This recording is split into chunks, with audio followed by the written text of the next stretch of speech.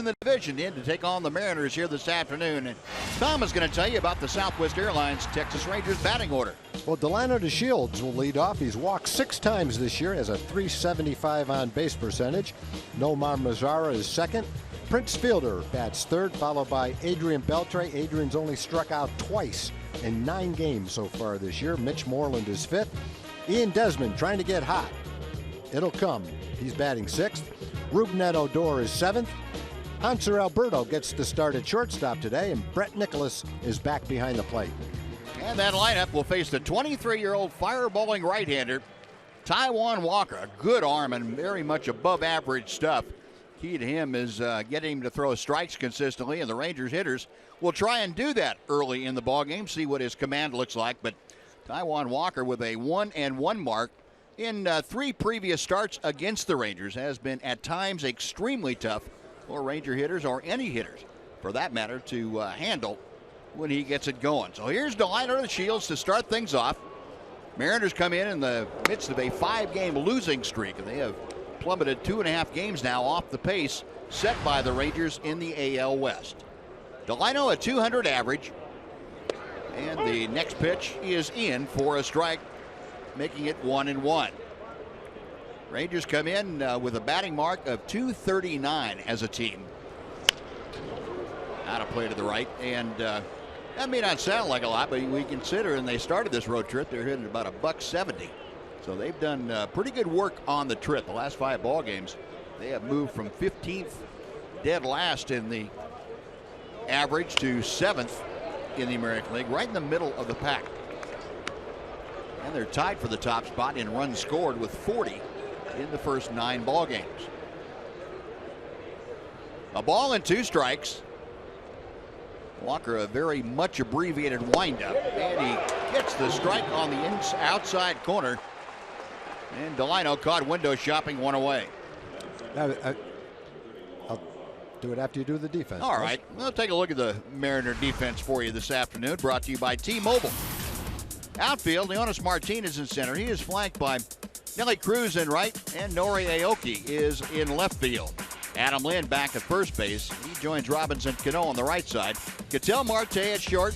Kyle Seager at third, with Chris Iannetta back behind the plate. You're talking about the delivery, Buzz, and it seems like a lot of pitchers have tried to simplify their deliveries over the years, get rid of all the moving parts, but this is about as simple as you can make a delivery, isn't it? Yeah, and you know, the thing about it, Tom, unless you're going to throw a perfect game every time out, you have to throw from the stretch. In most guys, it's much more than half the time.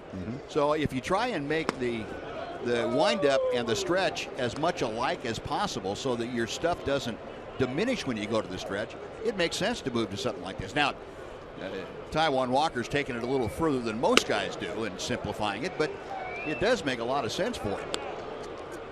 And he immediately has a 4-pitch walk. Nomar Mazara getting aboard with 1 out. So Mazara has started each ball game that he has played in at the big league level by getting aboard his first time to the plate. Yeah, Walker didn't walk anybody in his first start. 6 innings, no walks. Last year, only had 40 walks in 170 innings. So I guess the 4-pitch walk would be unusual. Now here's Prince Fielder. Prince off to a rather slow start average-wise, just a $188. But he's also tied for the top spot with 10 runs driven in. That's what the big guy gets paid for in the middle of that Ranger order, is drive in those runs, and he has been doing that as well as anybody in the American League. Prince also tied for 5th with 5 walks that he has garnered already. Driven in at least 1 run in 7 of the 9 games. 2-1.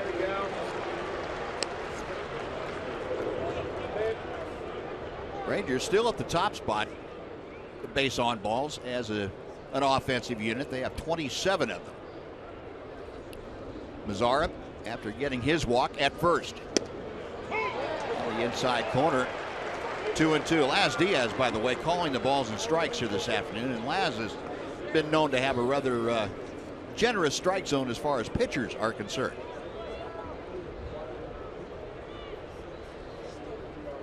The 2-2. Full count. A walk on 4 pitches. Now a 3-2 count to Prince fielder Adrian Beltre. He is waiting in the on-deck circle.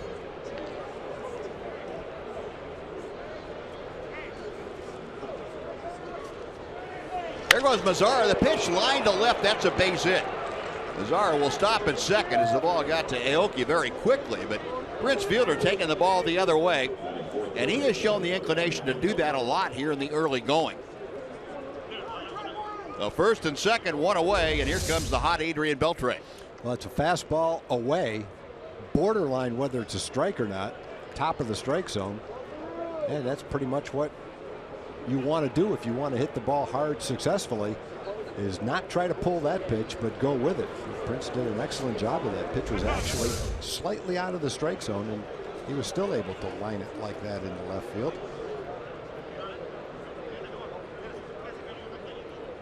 Now, granted, that was a line drive, so it wouldn't have mattered whether the shift in the infield was in play or not. But that begs the question of, is the shift there to help the pitching, or is the pitching supposed to help the shift by maneuvering the baseball around the strike zone? I don't know.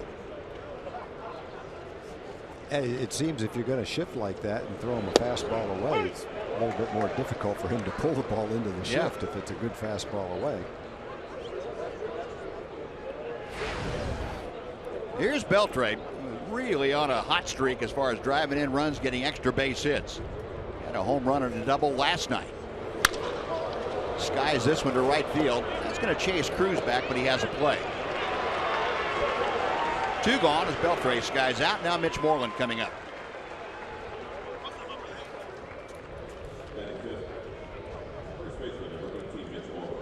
Taijuan Walker trying to work around a walk and a single. He has first and second for Mitch Moreland. Mitch coming to home plate 6 out of 28 for the young season. 214 average. Looking for his first home run. He has 1 RBI. Go back to a couple of years ago. Since the start of 2014, Moreland has been a .310 hitter against these Seattle Mariners.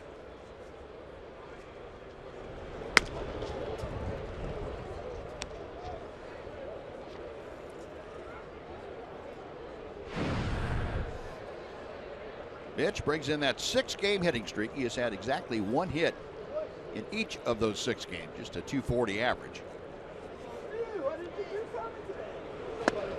Changeup. 1-1.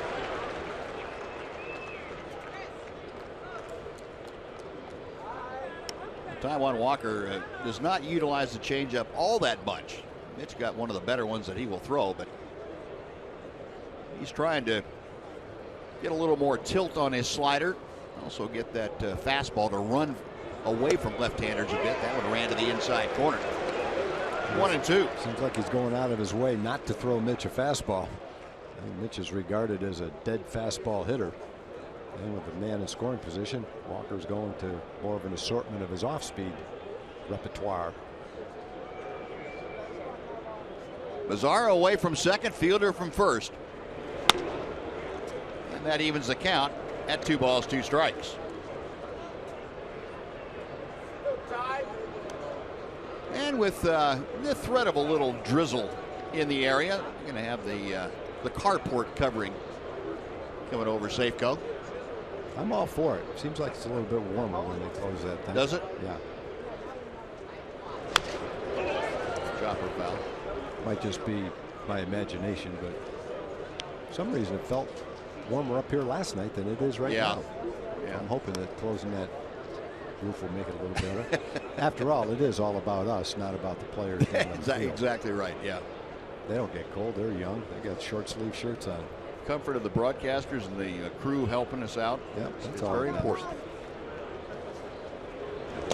In the dirt, and the count now is filled out. So with 2 outs, both Mazzara and fielder will get a running start. Moreland trying to keep the inning alive here in the first. Ian Desmond is going to follow, hopefully, in this inning for the Rangers. It'd be an interesting pitch here, 3-2. The only fastball was a waste pitch. Let's see what he goes with here. Everything else has been off speed. Runners on the move. Payoff pitch. Those two. Reset. Try it again. That's that split-fingered fastball that Walker will throw. Doesn't have an awful lot of movement to it, but when he gets it down, it has a tendency to move away and down in the zone from a left-handed hitter.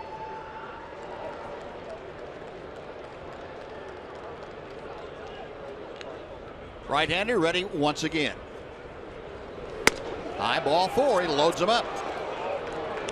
So 2 walks in the inning and a base hit. Base is full of Rangers for Ian Desmond, who has a chance now with a 2-out knock to get his first Ranger RBIs. A nice patient at bat for Mitch. He was behind in the count early. He laid off a couple of off-speed pitches that were tempting out of the strike zone and ended up working a walk. Runs Walker's pitch count up to 25 now. 13 strikes, 12 balls in the first inning, and gives Ian a chance to come through with a base hit to drive in some runs. I kind of like what Jeff Bannister said in his meeting this morning with the press. It's exactly the way I feel. When you've got a guy who's a solid hitter, who has a good track record, and he's 4 for 35, all that tells you is he's closer to getting hot, because sooner or later it's going to happen. Yep. You know, he's not going to go 4 for 35 for the rest of the season every 35 at bats. Sooner or later he's going to go 15 for 35, and the longer a bad streak lasts, the closer you are to a good one. I'd buy into that. Yeah. Yep. Strike 1 to Desmond. For the most part, by the time the season's over, if you get 600 at bats, you're going to gravitate not to exactly what you've always been. You might gravitate better, you might gravitate a little worse, but you're going to approach what you've always done if you're not hurt. Yeah, and Ian, you know, there's a lot to be said for hitters having a more difficult time coming over from the National League to the American League, adjusting the pitching. It seems that pitching has always been a little bit different in the American League. Just like hitters seem to have a difficult time adjusting to National League pitching, or I should say American League pitching, coming from the National League. There's probably some of that unfamiliarity, new ballparks, and maybe as much as anything, even though he had a full spring training, you still want to blend in and impress your new teammates too. Sure. So he's probably putting a little more pressure on himself early in the season than he might otherwise. Down in the count, a ball and 2 strikes. In the dirt, nice stop by Iannetta. 2-2. I say this all the time at the beginning of the year. Everybody's going to go into slumps. When you start the season in a slump, it's magnified because that's the only average you have. If you go 4 for 35 when you're hitting 320 in the middle of July, you don't notice it as much. Cano near the bag at second, will step on the bag and just get the sliding Mitch Moreland. So that'll do it. Walker able to work around a base hit and a couple of walks.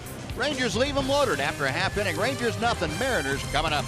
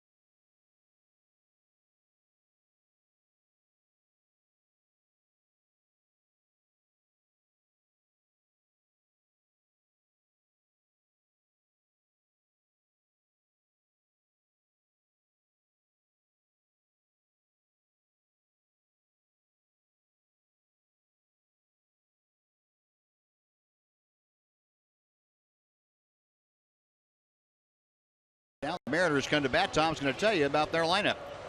Norioki again will lead off. Seth Smith moves up into the second spot. He's the DH today.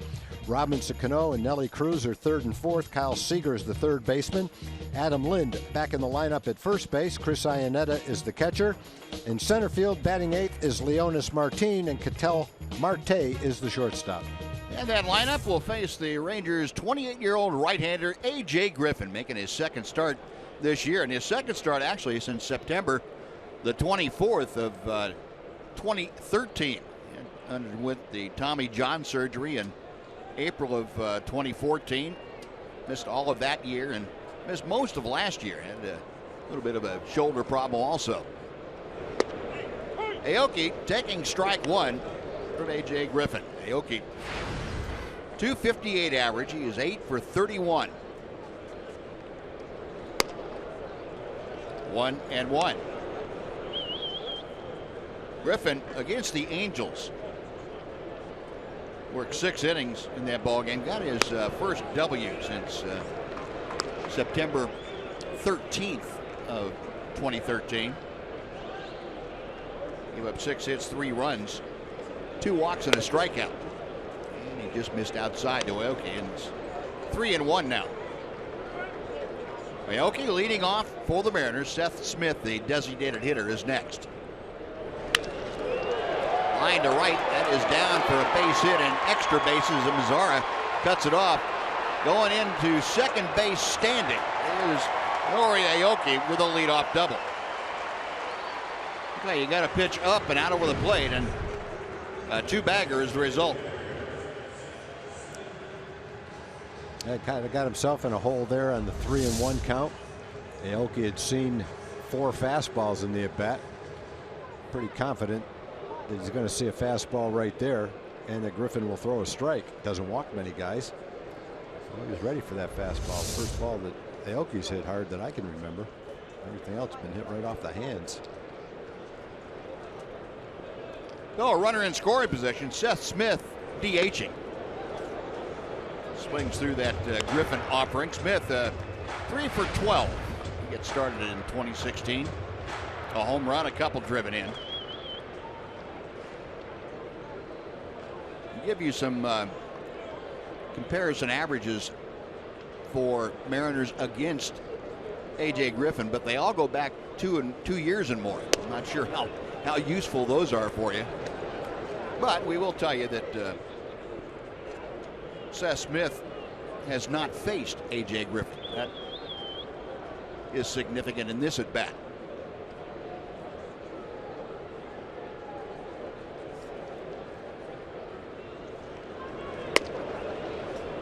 Two and 1.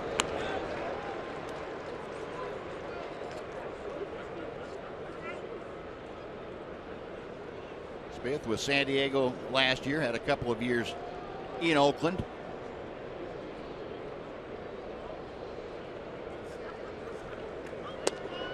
And 3 balls and a strike.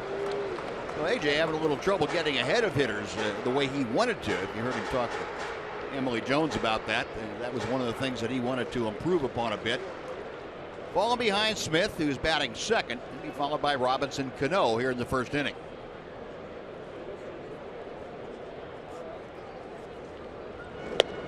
Good changeup. 3-2.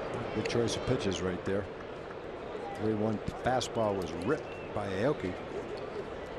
Smith didn't see a 3-1 fastball. He was way out in front of a changeup. Thought he was going to see a fastball, but he was fooled. Yes, he was. We'll see what the pitch choice is here. Got him right off the fist, and Griffin checks Aoki back to second, throws out Smith. So a good pitch there on 3-2. Went with a changeup on 3-1, and just sawed him off on the 3-2 pitch. Now we'll take a look at the rest of the Ranger defense, brought to you by Brake Check. Outfield with Deshields in center, flanked by Desmond in left and Mazzara in right. Moreland Odor, Alberto at shortstop, and Adrian Beltre around the infield. Brett Nicholas, with his second big league start, is behind the plate. Yeah, after that 3-1 changeup, that cut fastball, I guess it was, that really got in on him. Well, Robinson Cano brings an 0 for 14 to the plate with him. 1 ball, no strikes. Cano now just 6 for 33 for the year. That's that 182 mark. He has been stuck on 4 home runs and 7 RBI since the series in Arlington.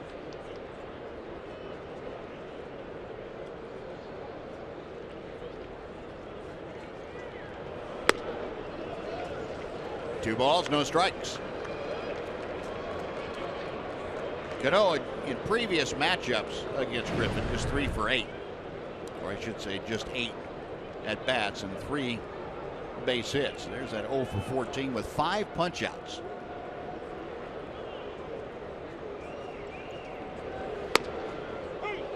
Something a little bit off speed, maybe a let up fastball, and Cano a pained expression as he took it for a strike. Well, when he goes back and looks at the Fox tracks, he'll find out that all those pitches were just about in the same place, and every one of them could have been called a strike.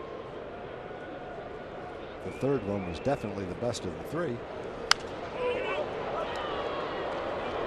2-2 now.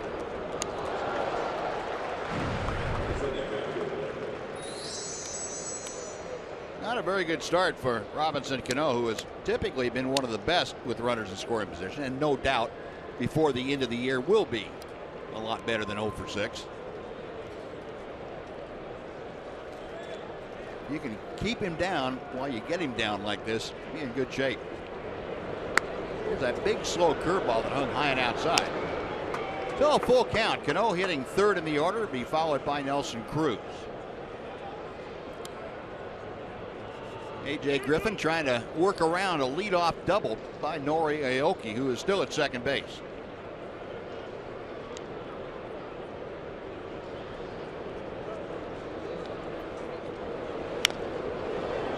Oh, just barely got a piece of that.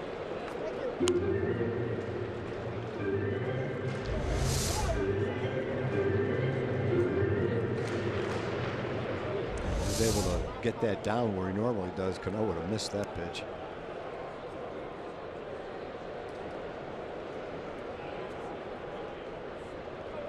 Griffin set again. Another 3-2.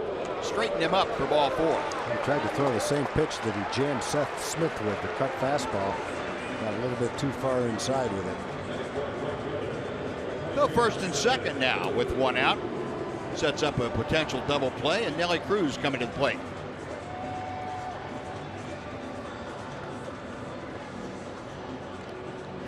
Cruz, a couple of home runs, 4 driven in this year, a .258 average.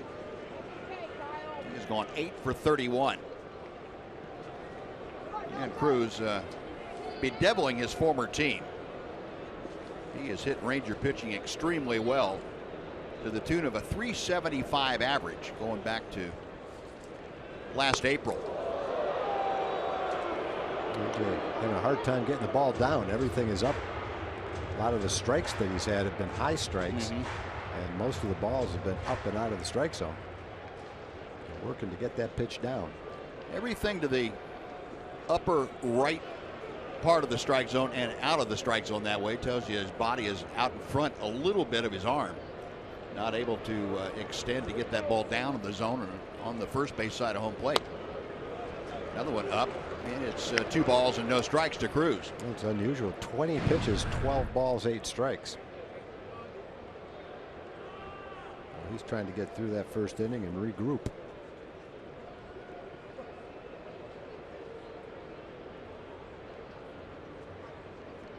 Two-0 pitch. 2-1. And there's a strike, but still a high strike, right at the top of the strike zone. Yep. You know, a lot of times catchers will get a pitcher to throw a breaking ball or two to see if they can't get him to extend a little bit like that. Got that a little bit better, but still up. Cruz out in front of it because of lack of velocity. Yeah, that's almost like a changeup. The one that Cano just ticked before he walked was high, and if he dropped it down like the ones that he threw to Albert Pujols that were down around the knees or lower, might have missed it. That one just off the outer edge, and second straight hitter now that AJ has run the count full. So 2 on with 1 out. Aoki and Cano at second and first. Cruz at the plate. Kyle Seager will be next. Pitch is popped up. And Nicholas over there right at the railing. Can't quite get it. Had to reach around Leonis Martin. Yeah, that ball could have hit Martin right off the head. He must have been dreaming, have the sugar plums dancing in his head on that one. Yeah, he might not even know the ball bounced behind him. That ball should have hit him right in the head. Came pretty close. He's trying to put his hand up like he's going to catch it. Either that or get an elbow in the head. It's just a complete lack of awareness on your surroundings.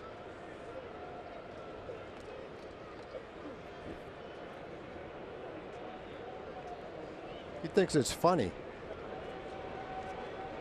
Well, it would have been funny if it hit him off the head. I would have been laughing.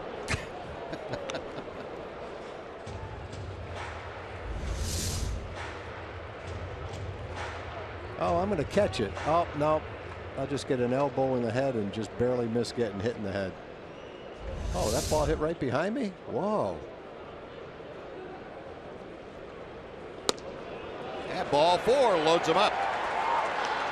Well, the Rangers loaded the bases in the first, but that was with 2 outs, and they didn't score. Now the Mariners have done it with 1 out, and Kyle Seager coming to the plate, and Doug Rocaille going to head out to the mound. It's where a pitching coach goes out there and tries to recall what the catchphrase was that he could talk to a pitcher about, and kind of getting back into the groove of working downhill and getting the ball down in the zone. It's got to be a frustrating feeling for a pitcher who normally has pretty good command of his stuff. He's out there. He's not trying to throw high pitches out of the strike zone. He's trying to throw strikes. Yeah. It's just not there for him. It's worked all the way up to 26 pitches with only 1 out in the first inning. The hitters kind of have the same dilemma sometimes. I'm sure you had days where your hands felt slow, where they weren't in conjunction with your body. Body just wasn't working. Yeah. Yeah. And pitchers go through the same thing. Getting good pitches to hit and taking bad swings at them. That's inside to Seager. Ball 1. Seager a 179 mark. A home run, 4 driven in. Last 5 ball games. Like most of the Mariners, Kyle Seager's had some problems. But right now he's got the bases full of Mariner teammates. And ball 2 sails high and away. Well, the Rangers, when Phil Klein was here, had the long man. Today they don't really have a long man. They've got a lot of guys out there, but they don't really have a long man. And this will be the 29th pitch, and there's still only 1 out. Ball 3 is high.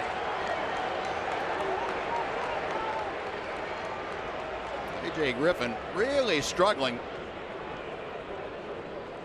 Doug Rocaille and Jeff Bannister trying to figure out what in the world they can do to help the right-hander.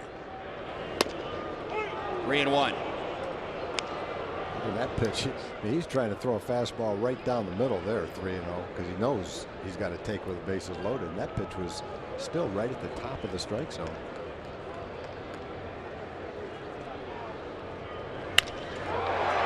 Could be a double play. Look at Alberto to the bag on to Moreland. There you go. 1 pitch away from getting out of the inning. If you don't score in that inning, you are going bad, boy. AJ Griffin will have a chance to regroup as the Rangers head back to the dugout. No runs on a hit, a couple of walks, and 2 left. No score after 1.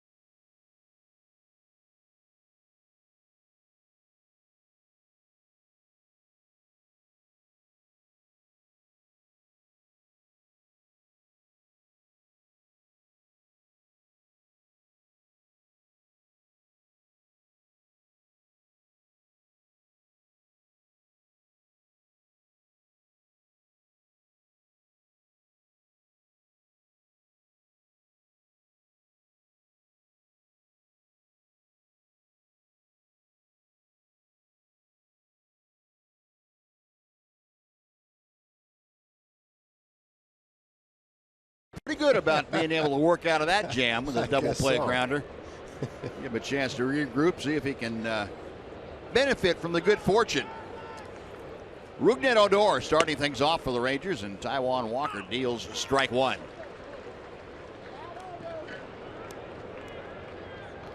Odor, a 188 season average. Cano, a couple of steps onto the outfield grass, throws him out. Yeah, that was some kind of play by Hanser Alberto, too. Having a hard time throwing a strike. 28 pitches. There's only one out. And Seager hits a one-hop smash that sticks his glove up and snares it, turn it into a double play. What a play. And by the way, the 14th double play for the Rangers this year. That's the most in Major League Baseball. Derek Holland was talking about how the defense helped him in yesterday's game, and they certainly did. There's a lot of good plays. This play here, talk about saving some runs in a big inning.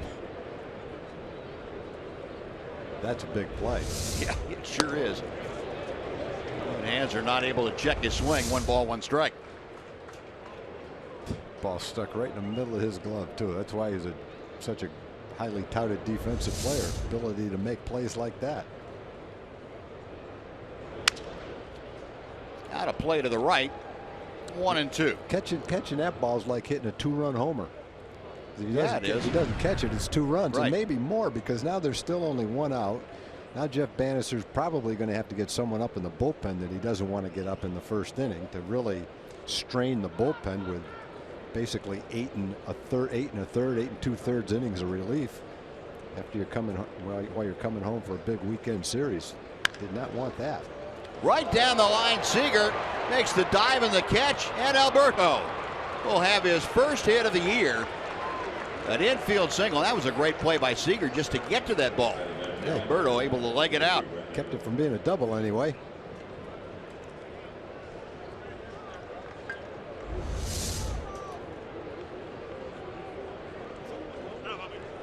And Seager gets up with a desperation throw, and it's a one-hop accurate throw. Did everything he could to get that out. He wants to get Alberto out after Alberto robbed him of a 2-run single. That's right. 1 on, 1 out. Here's Brett Nicholas. Nicholas 2 for 4. Night before last in his initial major league game. His major league debut, he had a double and a single.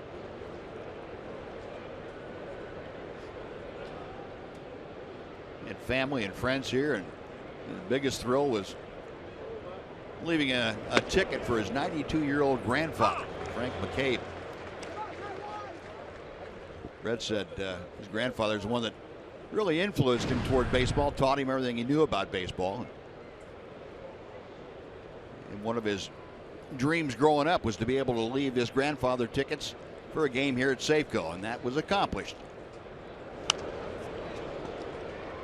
A ball and 2 strikes.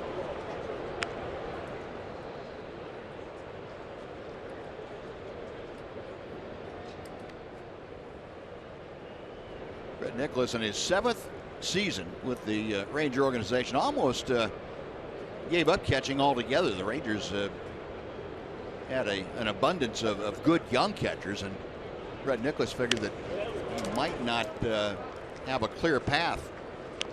The likes of Tomas Telis and Jorge Alfaro and the guys that the Rangers had in front of him. But he picked catching back up last year and got back behind the plate. And here he is in the big leagues. Waited nicely on that breaking ball that stayed up but fouled it back. Still the ball and 2 strikes. And the Brett Nicholas fan club family backing. They are holding their breath on every pitch to him.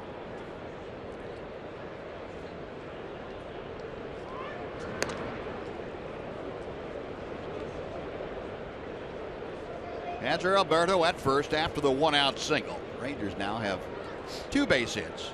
Prince Fielder had a single in the first inning.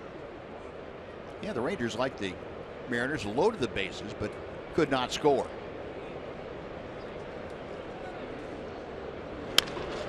Nicholas pulls one down the line. It is going to be caught by Cruz going to the line, and Anzer Alberto read the ball off the bat as if it were going to fall in. He just kept going, and it's going to be an easy double play. Second time in this series the Rangers have had that happen. Runner at first taken off on the fly ball and doubled off. So no runs, a hit, nobody left after 1.5, no score.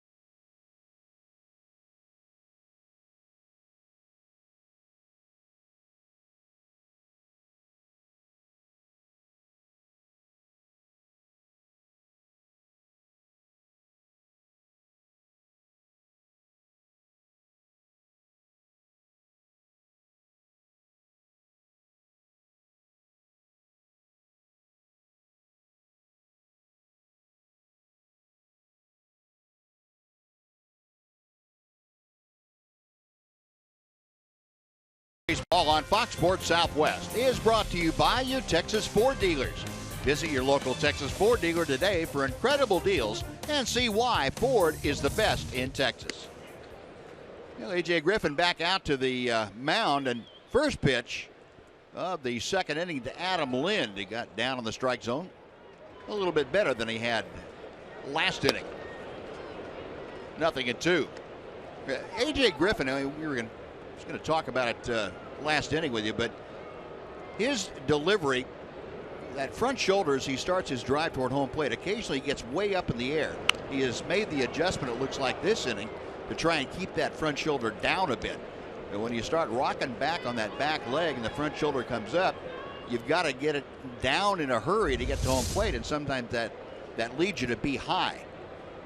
This is better this inning than it was last inning. That front shoulder as he started his drive was still pointed up, and it's kind of like throwing over the top of a barrel. It's hard to get your hand around that thing. You keep your shoulders reasonably level and drive that front shoulder down toward the plate. Up a little bit, but better than the first inning. And there is a good pitch on the inside corner. Throws Adam Lind for strikeout number 1.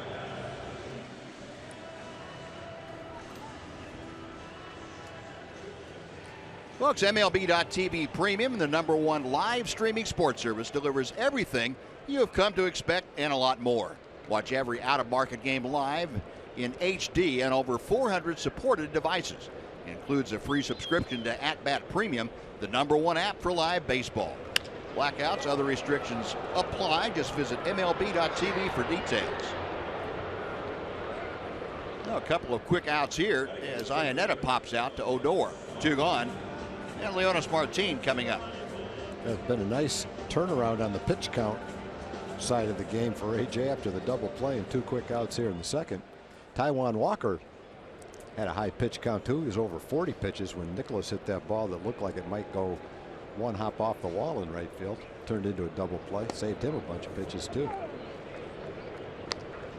Yeah, the adjustment that A.J. Griffin has made, that's where a pitching coach really is invaluable for a guy. Sometimes as a pitcher, you can't feel in AJ's case, that front shoulder coming up. You just know that something feels wrong, and a pitching coach like Doug Brocail can spot that immediately. That's what he does so well, and be able to tell a pitcher a little catchphrase or a buzzword to give him the feeling of what it's like to drive that front shoulder down to the plate. And AJ obviously made that adjustment, and he's off to the races. Doug keeping tabs on the numbers of pitches. And I would imagine he'd make a little note on how AJ responded to whatever they talked about on the bench. Change up, down and away. It's 2-2 to Leonys Martin.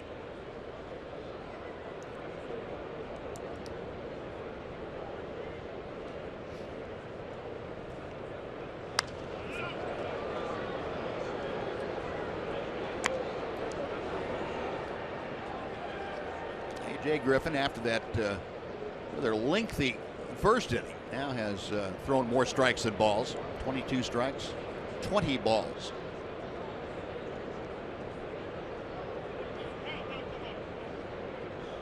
I gotta feel like if he throws that slow curveball right down near the ground, that Martin will swing at it. Kind of like that one, but it just hung outside. Couldn't get it there. Well, 3-2 now to Martin, and he is hitting eighth. He'll be followed by the shortstop, Ketel Marte. Check swing, ball 4. Yeah, that's not a guy you want to walk. No, and it looked like the last 3 pitches or so to Martin that AJ kind of got out of that good rhythm that he'd established the first few hitters.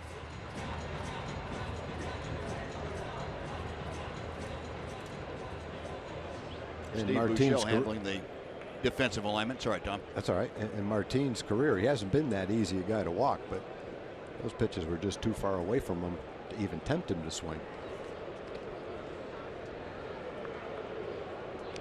Ketel Marte switch hitting shortstop.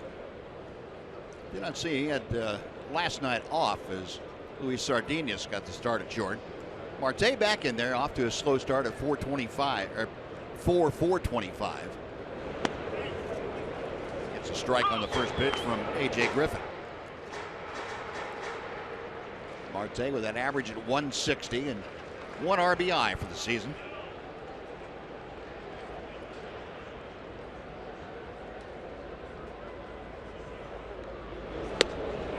Changeup.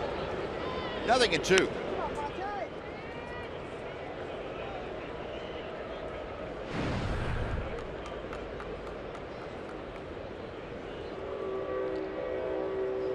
Oh, for his last 11 times to the plate with 5 strikeouts. There goes Martin, and the pitch foul back. Leonys will have to retrace his steps.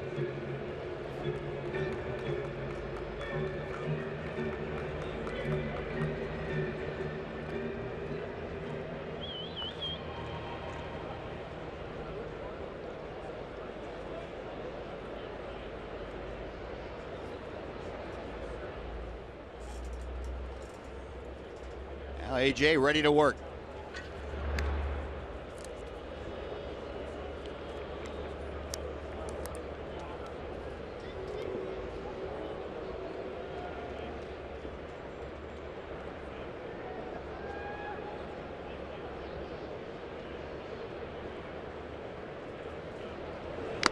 Got him swinging.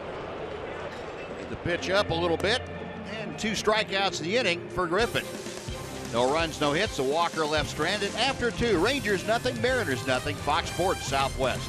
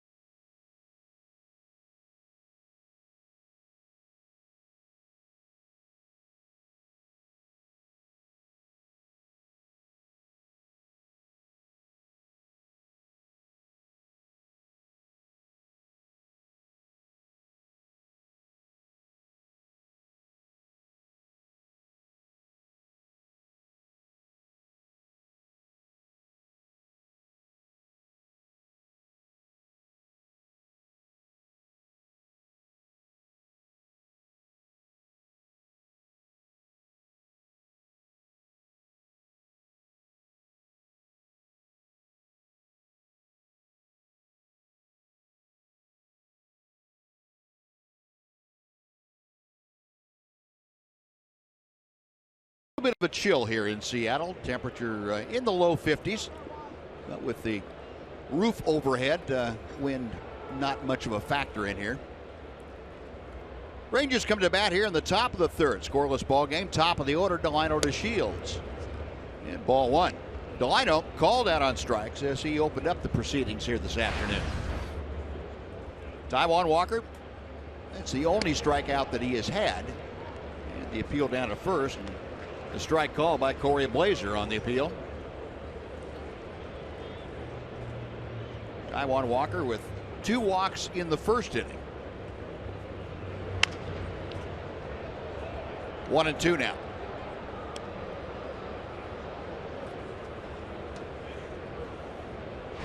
Delino, as Tom told you, able to get on base at a pretty prolific pace. 5 for his last 16 times to the plate. That on base percentage coming in at .375. 6 walks and a hit by pitch. That's pretty good for a guy hitting 200 to have an on base percentage so nice. And I guess as a result, the way things have been going, he's been able to score 7 runs. That's 7th in the league. A.J. Griffin back behind the bag. Seager gets rid of it in a hurry, and it's not in time. Well, the bounce, even though it's the shortest route there, took a little bit off the throw, and that allowed Delino Deshields to leg it out, an infield single. And it's fun to watch that kind of a play. You see it developing. Is he going to be able to get it over there? And watch Delino close the last 20 or 30 feet. Let's see how close it was and if it'll be challenged. Yeah, they're going to look at it. Yeah, they are going to issue the challenge. This will probably be the best look for you. Into the glove, it looks like, and Delino's foot not quite on the bag, so that probably is going to be overturned. Seager got rid of that quickly, and the whole key was getting rid of it quickly and making it accurate. Seager has an average arm, not an above average arm, so he depends on quickness and accuracy, and that was definitely highlighted with that play. Knew he didn't have time, any more time than he took, and that it had to be accurate. Yeah, in defense of Corey Blazer, the first base umpire down there too. When a ball hops like that, it takes some of the steam off, so you don't get the pop of the ball in the glove that umpires listen for as an indicator of when the ball gets there. They're watching the foot when the foot hits the bag and listening for the ball to pop in the glove, and without that extra steam on there, probably hard to tell. A muffled sound. Well, the headsets on. The crew chief Jeff Nelson, along with Corey Blazer, who made that call, hooked up to the replay command center back in New York. Remember, the call on the field is safe, and it has to be clear and convincing video evidence to overturn it. It's still a close play to overturn it. I guess when they're looking at the shots that we have, his foot, the toes are pointed up. He kind of reached for the bag. Where did his heel impact the bag before? It's obvious when his toe came down that the ball was in the glove. But was the heel on the bag before? Where's that heel impactor? Right there.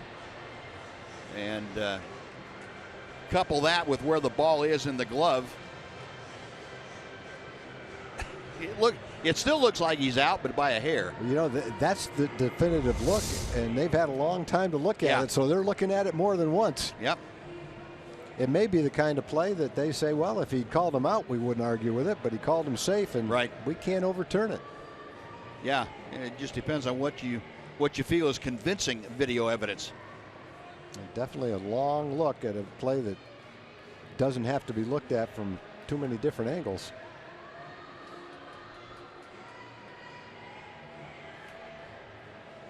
Well, it's a big play because he's the leadoff hitter with speed. Scoreless game. One out, nobody on, or man on first, nobody out. Middle of the order coming up. And meanwhile, Taijuan Walker's having to kind of wander around behind the mound, all around the mound. And cool day, you might have a little trouble staying loose.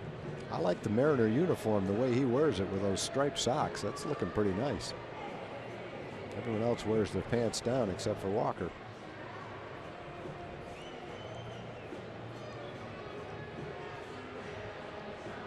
Well, this is a really long review of that play.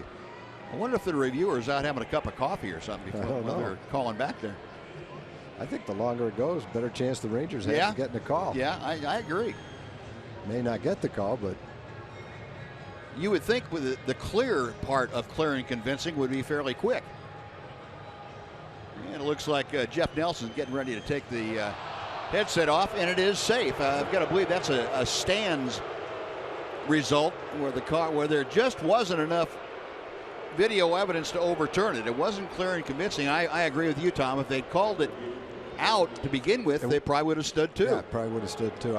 I just think you couldn't tell exactly when the ball went in the glove, and you couldn't tell exactly when the heel hit the bag. I think if you looked at it and had to make the call after looking at that, you might say out, but at the same time, he was ruled safe, and the evidence just wasn't precise enough to overturn it. Yeah, 3 minutes and 48 seconds later, we have Delino at first with the infield single. And Nomar Mazara, who drew a walk in the first inning, will step in.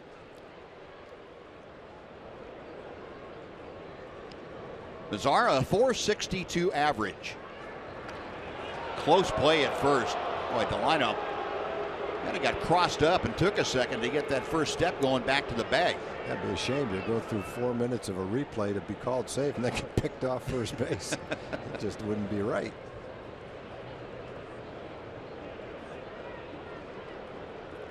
Mazara 6 out of 13 in his first 3 major league contests.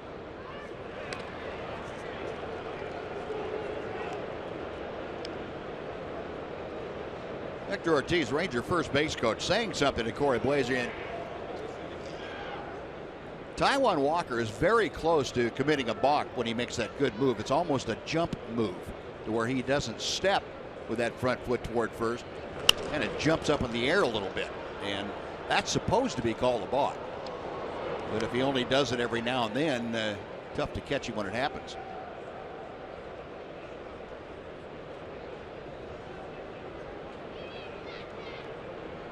But Walker, at 23 years of age, obviously has learned a few tricks already. Now time called Ionetta this time. I wasn't sure about what Walker had agreed to, so he called time. 0-1 the count to Mazara.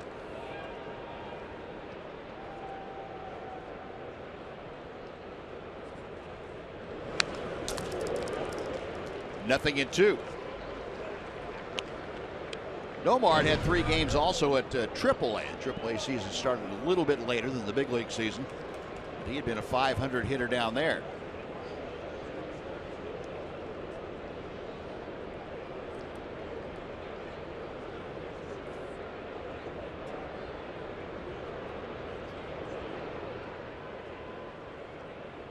Walker ready.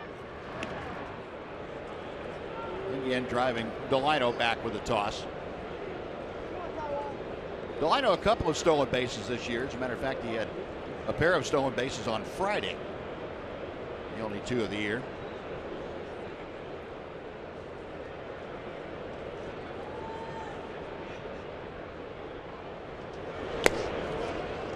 One ball, 2 strikes.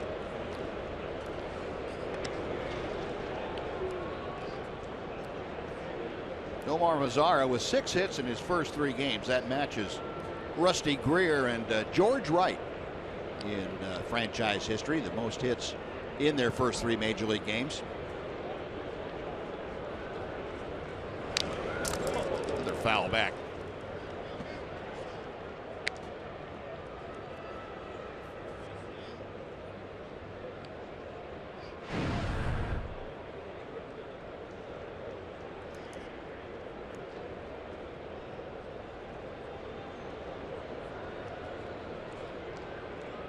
One and 2 as Walker reads the signs.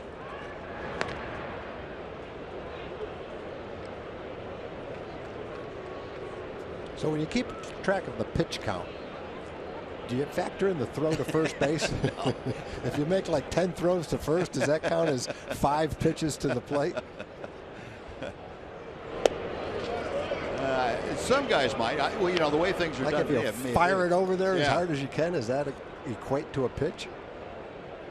I think you have to throw it down the line a certain distance before it's a pitch. I don't know.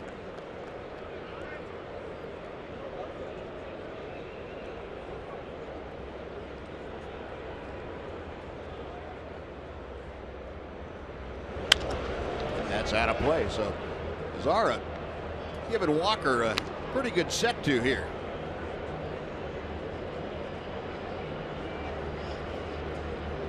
Remember yesterday, Nomar Mazara had talked to our Emily Jones and was talking about he didn't really care whether he hit with 2 strikes or not. It was not a count not a situation he worried too much about. How was that bad? And his approach is one that lends itself to making a lot of contact. He's been fouling off some pitches both high and low, inside and outside. In this at bat, he's pretty comfortable up there. You get a guy that has some power and doesn't worry about hitting with 2 strikes. You've got something going.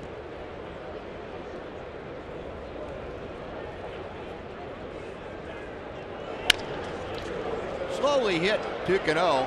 Second, back to first, dug out by Adam Lynn, the double play. And they're going to say the slide anyway.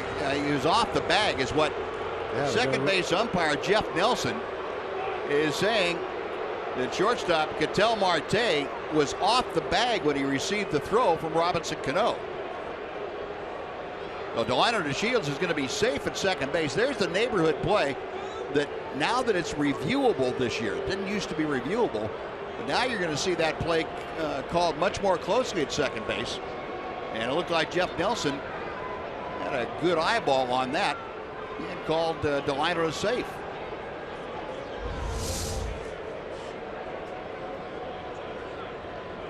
Touch the bag. Yep. You know, they've eliminated a lot of things that the base runner can do, and they've added one that the infielder has to do, and that's touch second base. Yeah. You know, they used to give the infielder a little bit of leeway because he was a sitting duck for some base runners, but now that they've eliminated the base runner's aggressiveness going into second base, they've required the middle infielder to touch second base, and he didn't come close. That's a good call by the second base umpire, Jeff Nelson. Well, Delino is safe. The out goes 4-6-3. Nomar Mazara out at first base. And it brings up Prince Fielder, who had a very solid single to left field his first time up. Well, Prince with the average now back up over the 200 mark at 212. A strike on the outer edge.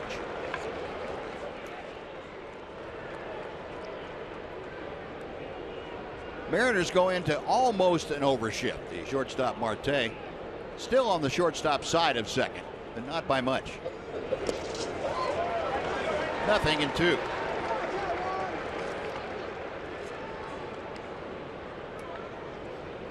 Take a look at our Ford leaderboard this afternoon. Rangers offense, as far as how it ranks in the American League, 40 hits is first, 40 runs, 27 walks, tied for first. And Prince got worked over pretty well that time by Taijuan Walker. Goes down on 3 pitches. There are 2 away. Second strikeout for Walker. Yeah, that's an at bat. Prince will just wipe that from his memory and come up for his third at bat down the road. Low curveball and a high fastball.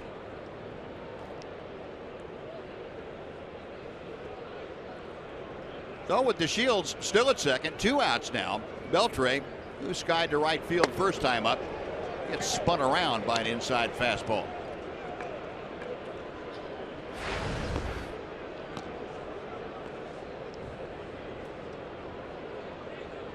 Average for Beltre at 306. He has 8 RBIs, trailing Prince Fielder for the team lead. 1 ball, 1 strike.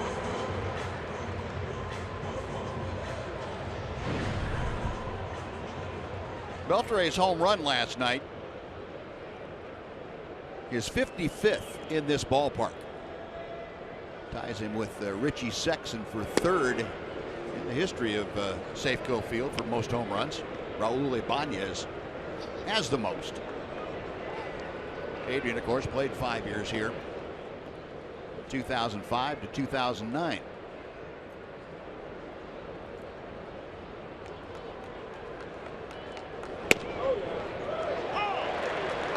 Two and two. Diaz being a little bit generous with an outside corner.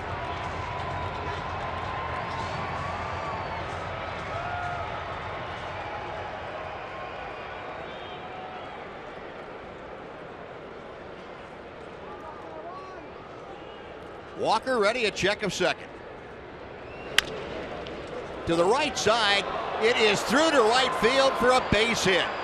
Here comes Deshields to score, and Adrian Beltre poking it very smartly between Adam Lind and Robinson Cano. The RBI single, and the Rangers lead it 1-0. Is that what you call a seeing eye grounder? That's a seeing eye grounder. If you make contact, you got a chance.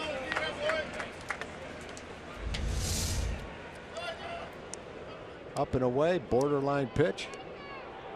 And you can see the defensive alignment allows that ball to go right into right field. Second baseman shading way up the middle. Can't get to the ball. Sometimes you hit into the shift, sometimes you don't. And that time the Rangers benefited from the alignment. So Adrian Beltre with the RBI is 6th in the last 2 days. Let's check in with Emily Jones. It's funny you guys talk about Adrian Beltre finding holes, because last night when we asked him about his 5 RBIs, he said, oh, you know, I'm doing okay. I can always do better. I'm just getting lucky finding holes. And T.R. Sullivan reminded him that one of those holes was, you know, in the crowd last night. And he said, yeah, I guess that was a good place to hit it. So Adrian Beltre, true to form, not wanting to take too much credit for any good performance, letting luck take the credit for his recent success, guys. Well, a lot of us like to be lucky for 18 years like that, I'll tell you that. That's a long run of good luck, Em. I also asked him if he did, to remind me if he just turned 38 or 28 this week, and he said he feels 28, so good news. Or no, it's 7, sorry. 27 he feels like, and he's actually 37. I was trying to make him as old as me. Well, even if he's 28, that's a lot younger than 37. This is true. This is true. 2-1 now to Moreland with Beltre, the youngster, at first base. Mitch drew a walk in the first inning. Looking for his first home run of the year, and Walker sets. 2-2 now. Rangers have fouled a lot of balls off. Mm-hmm.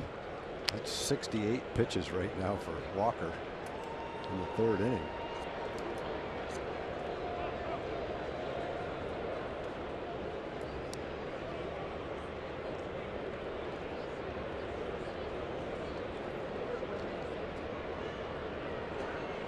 Walker a check over his left shoulder at Beltre, and Mitch pops it up. Long run in. Seager was at shortstop, and Iannetta, the catcher, can't get down there to make the play. That was right in the coach's box. I think that would have been as far as I've ever seen a catcher go to catch a pop-up. He was just to the coaching box. What a great try by Iannetta. With the shift, the shortstop can't get to it. Iannetta knows that, and look at the effort he makes, sprinting down that side, diving, and almost making a play. Great try by Iannetta. He got up and told Spike Owen, hey, you got to make that play. I can't get there. Spike was having none of it. Ranger third base coach. That's an extra lease on life for Mitch Moreland. Yeah. He popped that thing up and it falls. Still 2-2. Got him swinging.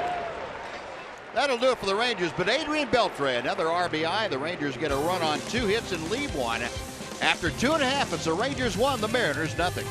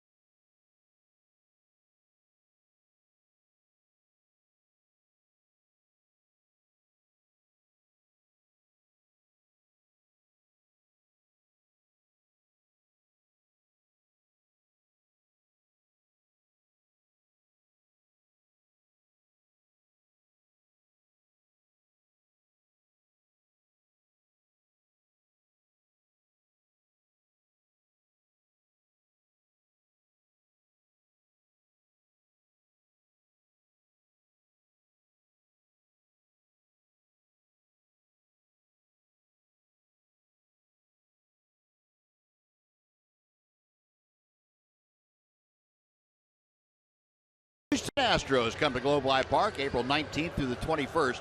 It's the first 3 games of the Silver Boot Series, and it's sponsored by Texas Lottery. Make sure and wear your red. We're going to red out the ballpark those 3 days. You also enjoy a great promotion or giveaway each night of the series. Just visit TexasRangers.com, or you can call 972-RANGERS for your tickets. A.J. Griffin back to the hill, and he will face the top of the order, Nori Aoki, who doubled leading off the ball game. Takes a strike. Aoki turned around a 3-2 fastball to right field for the 2-bagger. That one just a bit inside. 1 ball, 1 strike. That has been the only hit the Mariners have had against A.J. Griffin, but A.J. has also walked 3. Check swing. It's on the inside corner. 1-2. I think that's been his best pitch when he's thrown, is that cut fastball to the left-hand hitters. Gotten in on their fists.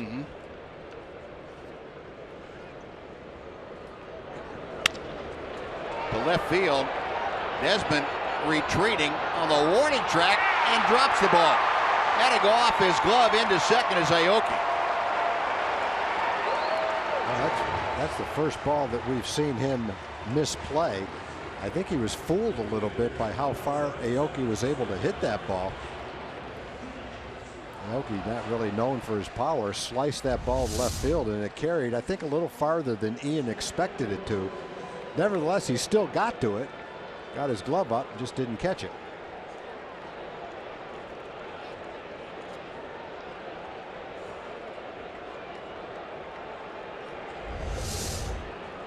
The official scorer taking a little time, and he's finally decided it's going to be an error, a 2-base error on Ian Desmond, the second error recorded by the Ranger left fielder. So the upshot of it is Aoki at second again with nobody out. A.J. Griffin able to work around that predicament in the first inning without giving up a run. Seth Smith, who tapped right back to the mound in the first. Fouls back that first pitch, 0-1.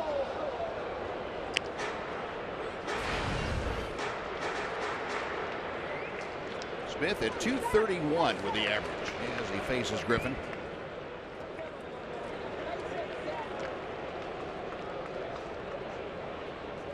Smith currently in an 0 for 8 run of tough luck.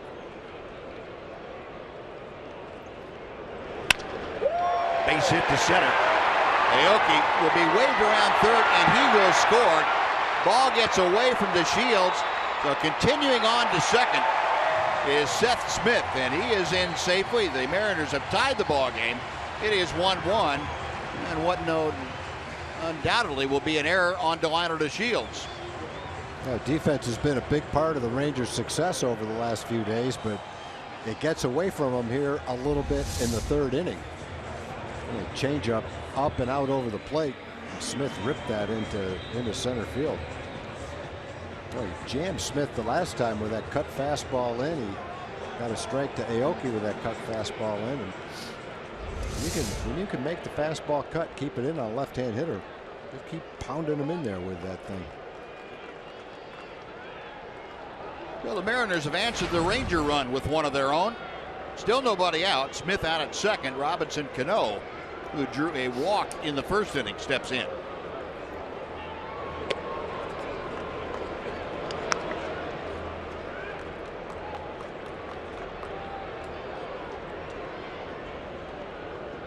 Cano, a 6-time American League All-Star. Also won the Silver Slugger Award for second baseman 5 times. 2 balls, no strikes.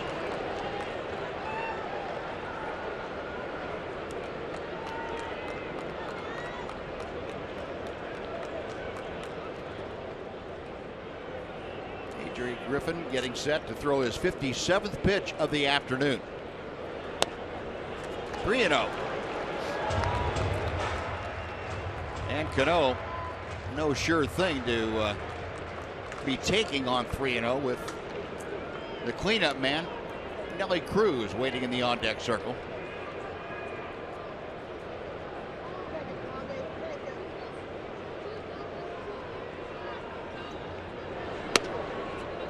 taking that. That is a strike.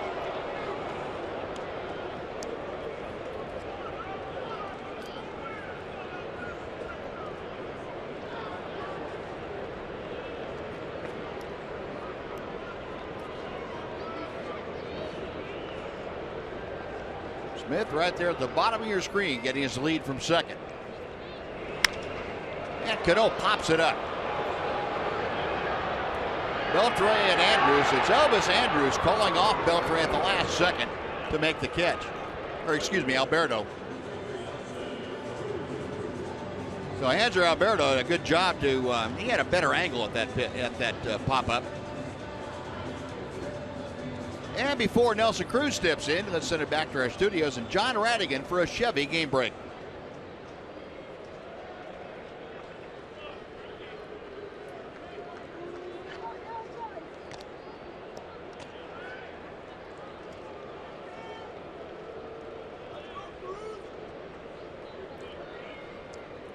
All right, John, thank you.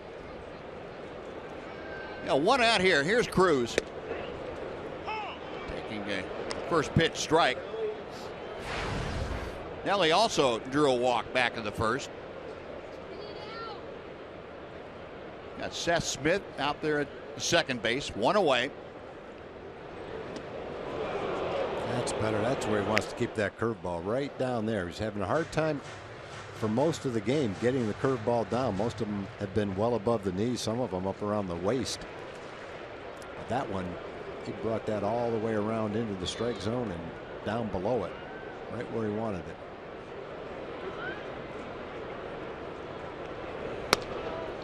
Went back up with a fastball and couldn't entice Cruz to swing. 1 ball and 2 strikes. When it's working well for him, that's a tough combination. The chest high fastball and then the curveball that looks like it's going to be the same height and drops right out of the strike zone. Makes the hitter look at 2 different areas of the strike zone. He was able to lean on that breaking ball. Smith staying at second base. Good job by Brett Nicholas to block that one.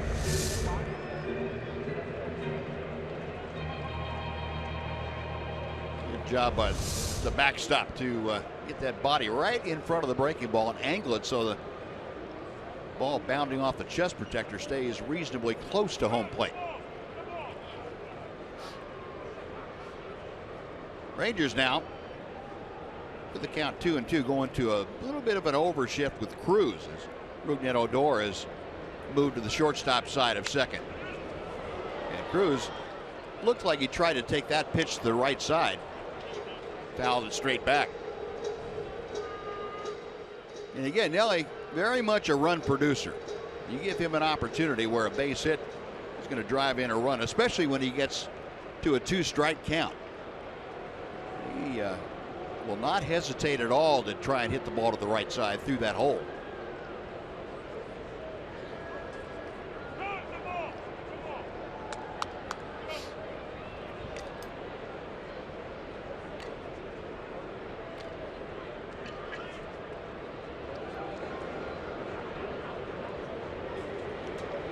AJ wants to talk to Brett Nicholas.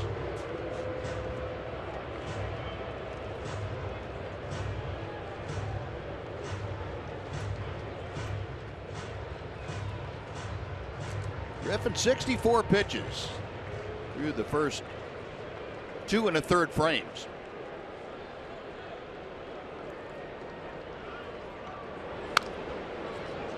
And he had Cruz out in front again.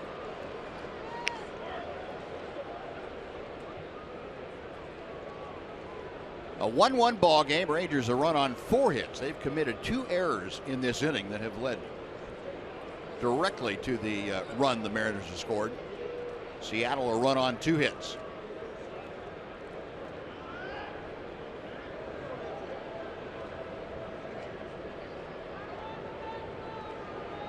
Griffin nods in agreement. Another 2-2. And the pitch swung on a miss. It gets away from Nicholas, so everybody's going to be safe. Going to third is Smith. Safely aboard at first is Nelson Cruz. I don't know if Nicholas got crossed up on that or if that pitch was just so far away from where he was set up that he couldn't reach it. I don't know either. I thought it was a foul ball the way it went back to the screen. But just another weird part of this inning. He was crossed up. That ball just was way out of the strike zone.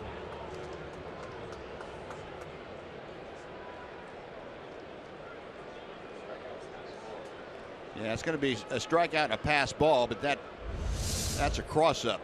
So there is no category for that. And the third strikeout for Griffin, but now runners at the corners with one out. And Kyle Seager, who hit a smash right at Hanser Alberto that ended up being a double play in the first inning. We'll step in. A tough inning for AJ. He's had a couple of outs that didn't record as outs. Fly ball to left field and a strikeout in a game where he's thrown a lot of pitches trying to have a fairly quick inning. That's definitely not going to help his cause very much.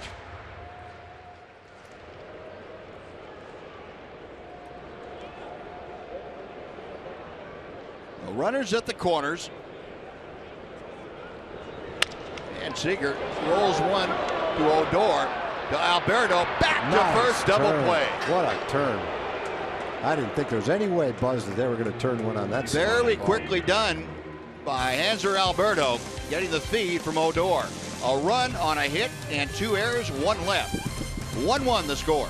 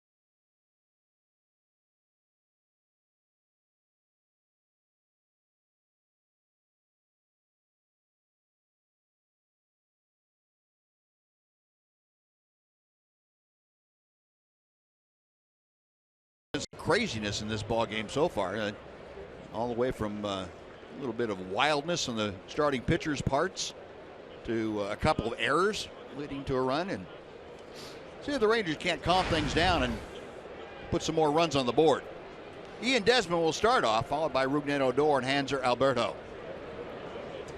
Desmond grounded into a fielder's choice in the first, and he finds himself down on the count. No balls and a strike here.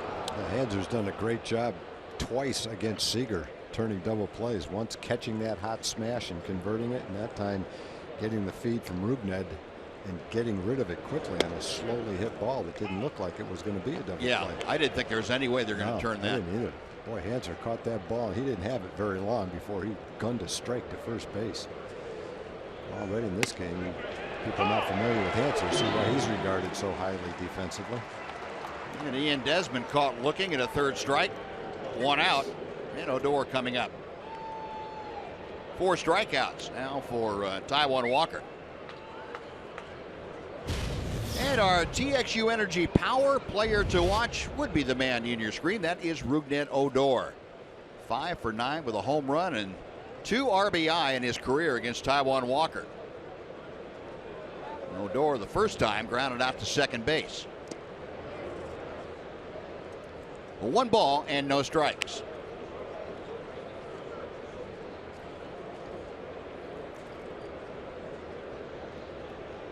Ugdet came in 5 for 22 on this road trip. First 6 ball games. Couple of doubles, a home run. He had driven in 6 in the first 6 games. Pops the next pitch up on the left side. Shortstop Marte angling behind Kyle Seager. 2 gone.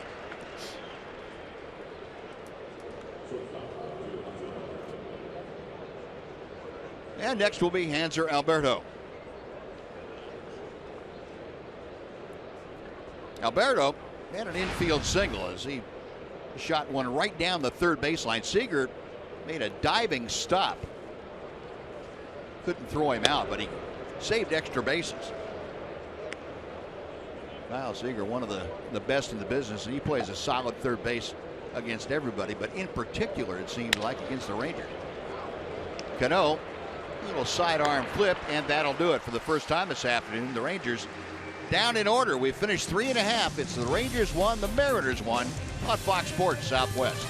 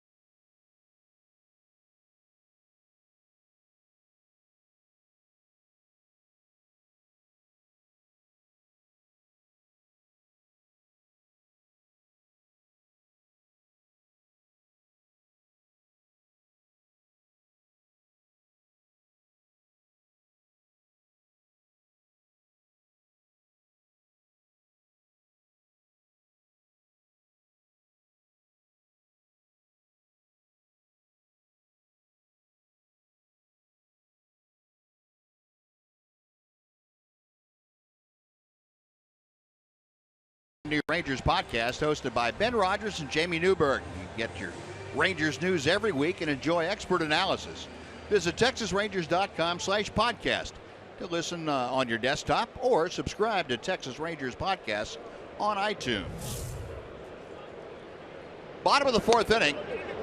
And Adam Lynn leading off tried to check his swing on that off-speed pitch that stayed up. Couldn't do it for strike 1.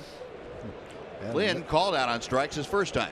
One of those guys has been a pretty solid big league hitter who's in kind of a funk right now. 1 for 19 to start the season.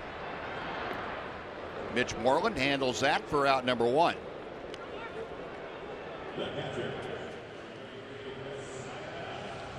Oh, a quick out for A.J. Griffin. Take a look at our Kubota power stats for you. Starters in this road trip have been outstanding. 4-1, a 2.75 ERA. The opposition hitting just 2.33 against him. Giving up 1 home run in 36 innings. Pitched at least 6 innings in 5 of the starts. The only one that's failed to go 6 innings on this road trip, Derek Holland got the win last night with 6 2/3. And a 5-inning outing in his first against the Angels. Certainly jumped right in with the rest of the starters last night. Chris Iannetta popped out his first time up. A.J. Griffin able to get the ball down in the zone now much more of the way he likes to. It's frustrating for a pitcher when you rely on spotting the ball up the way that A.J. does, and you've done it enough times to know how it's supposed to feel, and then not be able to do it when you go out there for a start. It's really frustrating. And credit to A.J. Griffin for staying with it and understanding the kinds of adjustments that he had to make to get the job done today. 1-2 pitch. Call strike 3, and Iannetta knew it. 4th strikeout for A.J. Griffin. Let's check in with Emily Jones. Doug Brocail citing the 8 out of 9 quality starts by his rotation is exactly how he drew it up. You know, when you have internal competition and guys are rooting for each other and wanting to do better than the guy ahead of him, it's pretty special. You know, we have a unique clubhouse here. Everybody gets along. Everybody helps each other out. They talk in between innings. It just makes my job 10 times easier. Yeah, the first-year pitching coach saying what a luxury it is to have his guys rely on each other and compete against each other the way that they have, and hopes that will continue throughout the season. Thanks, Emily. Yeah, that's very important. We talk about chemistry, and sometimes that's kind of a nebulous concept, but I think Doug Brocail telling you exactly what it's all about, that internal competition, that internal cheering that goes along with the competition, cheering for the other guy. 2-1 the count to Leonys Martin. 3-1. Martin walked his first time up, and A.J. Griffin then in danger of doing it again. Griffin, just exactly like the second inning, got 2 quick outs, then walked Martin, and he's done it the same time, the same way here in the 4th. Pitching to Martin like he's Cano or Cruz.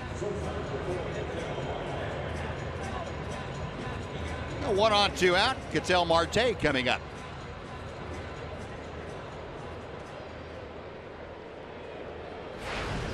Marte went down swinging in the second inning.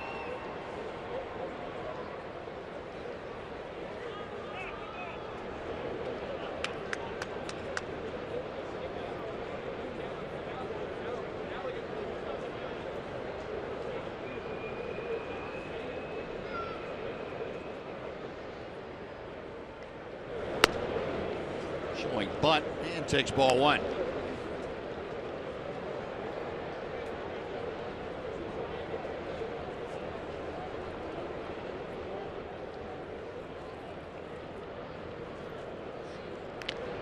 Griffin had Leonys Martin leaning a bit toward second base. Martin able to sneak back under the tag by Mitch Moreland.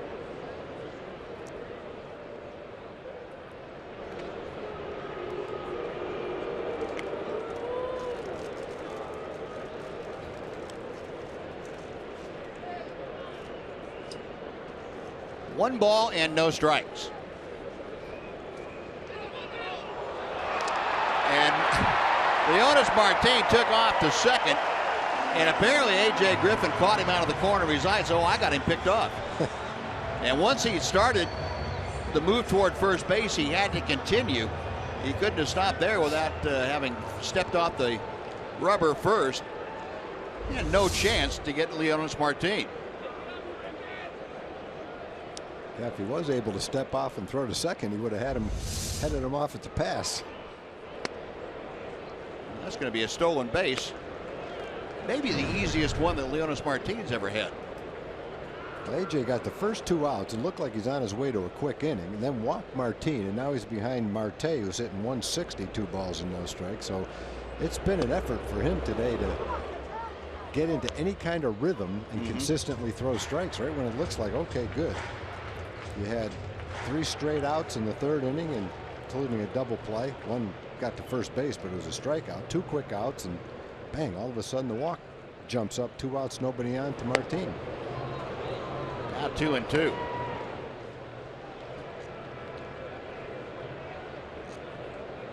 I don't think it's necessarily a coincidence, but the first time he's gone to a stretch in the inning, he's had a little bit of problem making the adjustment. And he gets a strikeout of Marte here. Oh, good job by A.J. Griffin. A couple of strikeouts in the inning. 1 left aboard. We're moving on to the 5th inning. Rangers 1, Mariners 1 on Fox Sports Southwest.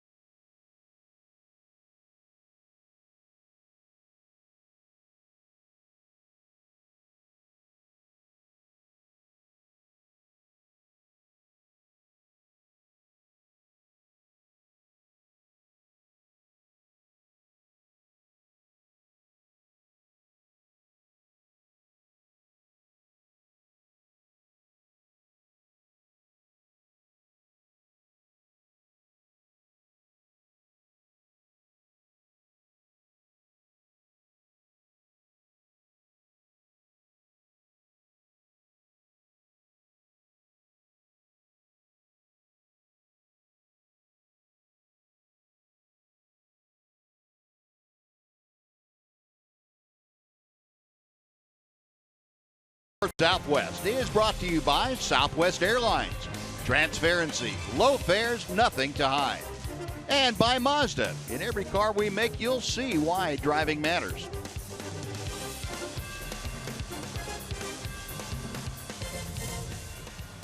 Rangers come to bat here in the top of the 5th inning, a 1-1 ball game. Brett Nicholas to start things off. Then it's back to the top of the order. Delino Deshields and Nomar Mazara.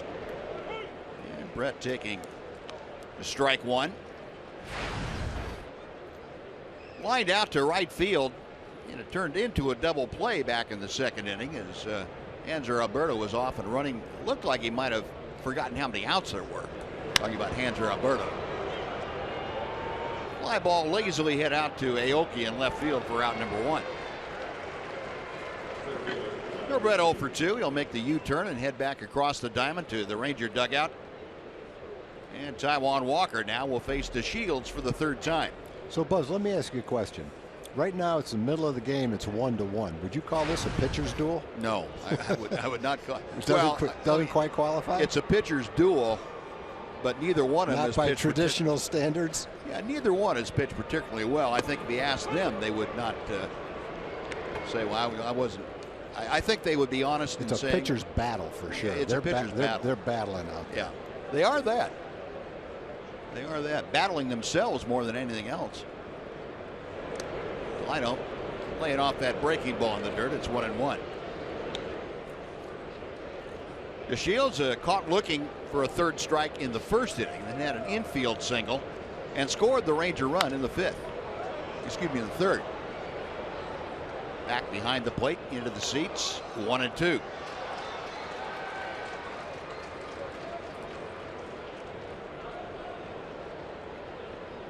So Delino now 6 hits in his last 17 times to the plate.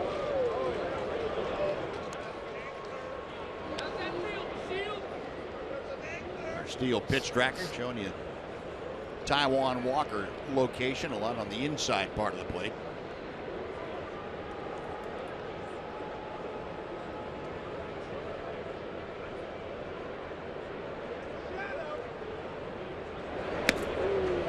Two and 2. Walker also forced to get his pitch count up, 85 pitches as he faces Deshields here in the 5th inning. Up the middle into center field, a base hit.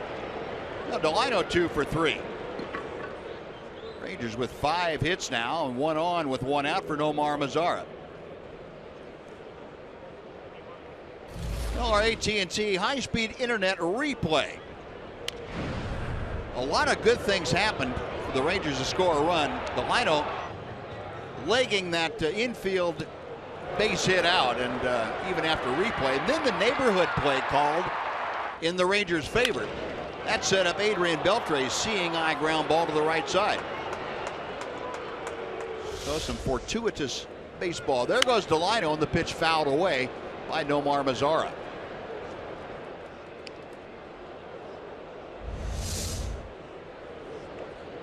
And this was Delino legging that out by just the length of the spikes. And at second base, Marte not missing the bag by much, but credit the umpire Jeff Nelson for being on top of things. And then Adam Lynn trying to flag down Beltre's chopper to the right side. A game of inches. That's why they call it a game of inches right there. 1 inning, 1 run. 0-2 now to Mazara. Nomar has drawn a walk and grounded out.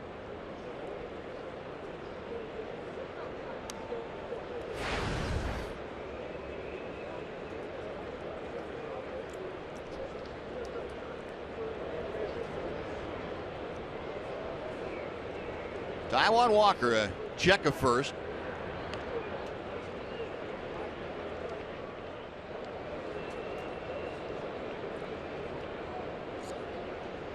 With 1 out, might be a count where the manager would try to get a pitch out in play.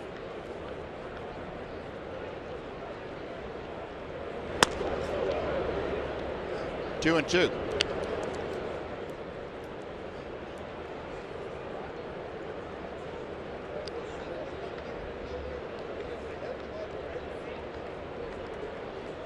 Mazara, the youngest player at the major league level right now.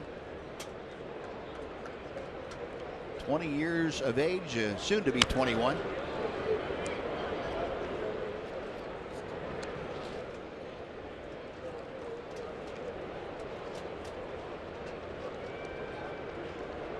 Look at Walker's pitch count. He's thrown 90 pitches with 1 out in the 5th, but he's thrown 60 strikes. So it hasn't been a case of the same amount of strikes and balls. He's got, I guess, the ratio you're looking for, strikes to balls. Yeah. Yeah. It must be the Rangers have fouled off a lot of pitches to get his pitch count up this much. They've had 5 hits, which is not an alarming amount of hits. There hadn't been so many hits, so many runs that would lead to that kind of pitch count. Be interesting to see the number of foul balls there's been, which have led to such long pitch count, to such a high pitch count. 2 balls, 2 strikes.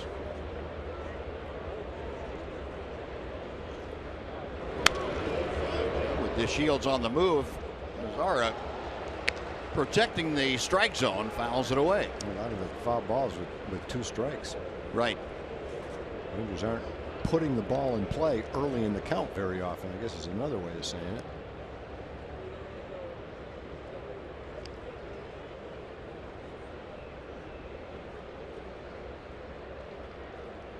Mazara wagging that bat back and forth. Now he's ready.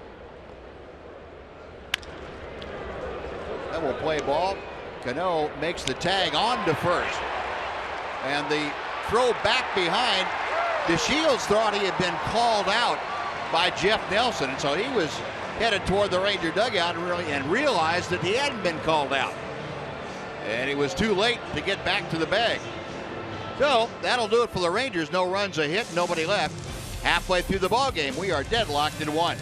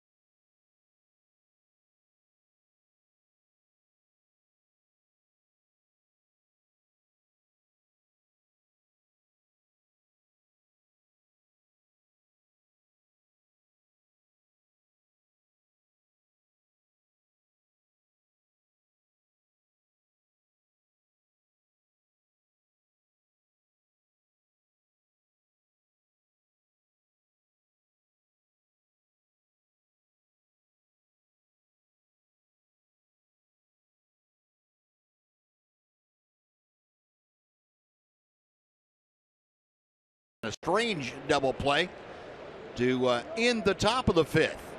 Now A.J. Griffin going to work to the top of the Mariner order. Norioki.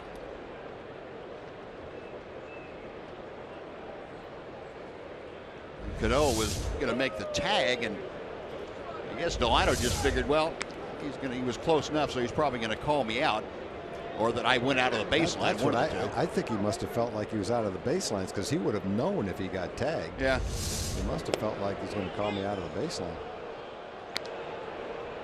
Aoki didn't like the call, but that ball is squarely in the strike zone.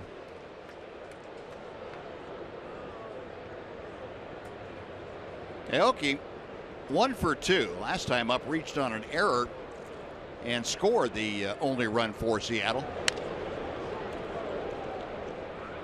Still 1-2.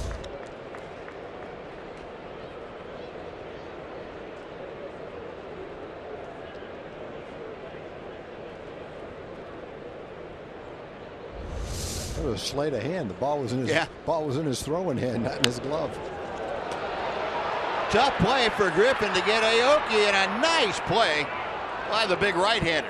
Well, he had a bounce off the mound. That was right in the between home plate and the mound.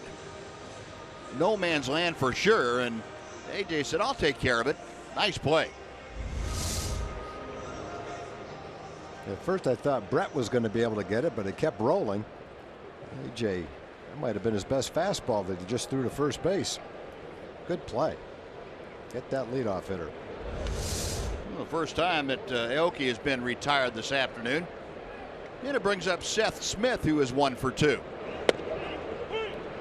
A good breaking ball in for strike one. Smith had the RBI in the third inning that drove home the Seattle run. He has driven in 3 now for the 2016 season. 1-1. That base hit, by the way, for Seth Smith in the third, snapped an 0 for 8.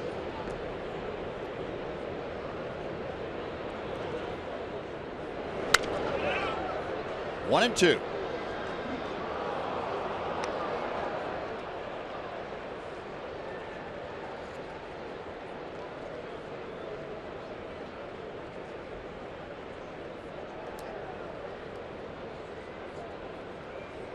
You give A.J. Griffin a lot of credit, too, after the rough start that he had as far as command is concerned. He has been able to settle down, and he's working now in the 5th inning with 1 out. And he didn't look like he had much of a chance to get this far. Pitch count was up. He still has a very high pitch count, but he has gotten the Rangers at least into the 5th inning, and that's to his credit. A battling outing for A.J. Griffin.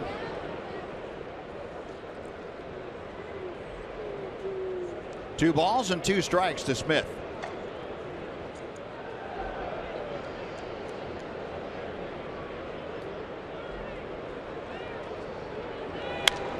And he popped him up. Beltre right near the bag at third. 2 gone. And before Robinson Cano comes up, we're going to send it back to John Radigan for a Chevy game break.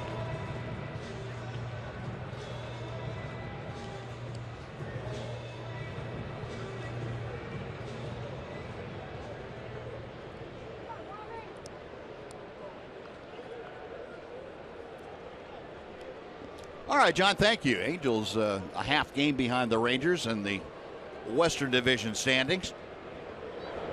Cano looking at that pitch float in at 65 miles an hour. Alex Claudio just called back up to the Rangers this morning, getting loose in the Ranger bullpen, and Cano drives one to right, and that ball is gone. Way out of here for Cano, his 5th home run of the year. They have all been against the Rangers. 2-1 Seattle. He looked at a slow curveball for a strike, and then somehow this pitch looked like it was up and in, and he turned on this ball and got all of it. I just wouldn't have expected him to be ready for this kind of a pitch, but a different kind of hitter. See how far up and in it was. That borderline strike up and in. But you can see he got his hands in, and the good part of the bat made contact with that ball.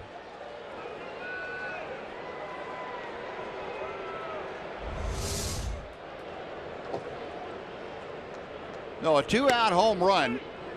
Mariners have that 1-run advantage now. That ball going off the almost off the facing of the second deck, way back in the first deck. Nelly Cruz, the hitter, takes outside. Cruz has been aboard a strikeout pass ball his last time up. 0 for 1. He's also walked today. 2-1.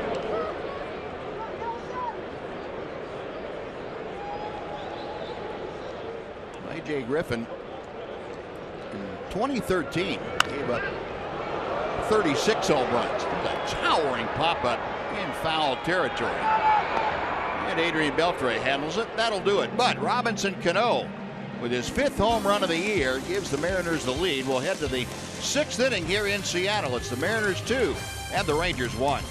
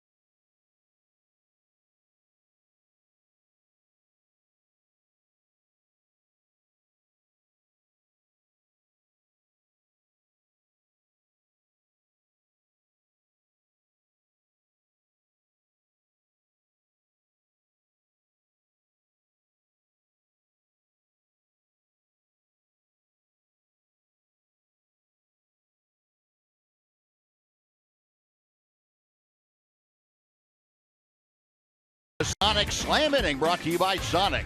Today's jackpot is worth $600 and dinner for 2 at Sonic Drive-In. If a Ranger hits a home run during this inning, Darlene Gray from Hearst will win $600. And if a Ranger hits a grand slam this inning, Darlene is going to take home $25,000. You can register to any participating Sonic restaurant. Darlene, I like your chances. Not quite as much now as Prince Fielder grounds out on the first pitch, but I still like your chances.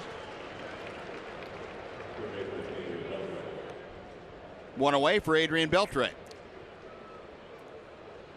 Taijuan Walker is kind of in the same boat that AJ was in the first inning. He threw around 30 pitches in the first inning, had a long third inning.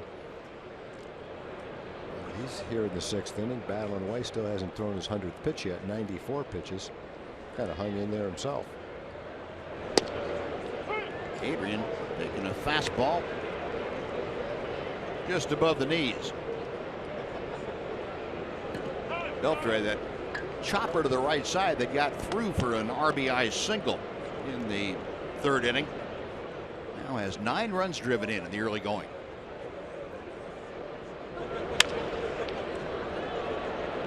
Quickly down in the count, 0-2.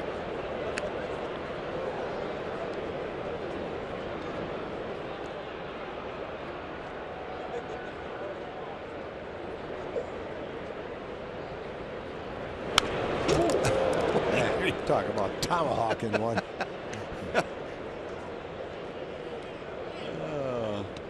It's not so much that he swung at it. It's that he made contact with it that's unbelievable. That pitch was over his head. Amazing. And again, he pokes one to the right side. This time Lind has it. He drops it. And the throw just did get Beltre. I don't know about that.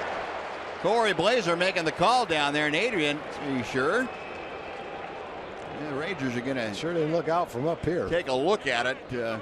Bobby Jones, the video coordinator, will take a look at it upstairs and see what. No, he was safe. No, that's reversed. Yeah, that is going to be reversed. The appeal has been lodged, and now Corey Blazer, the first base umpire, and Jeff Nelson, the crew chief. But once again, we'll get the headsets on. That's got to be convincing evidence right there. I would think so. I would think so. A couple pretty good players there, talking Cano and Beltre.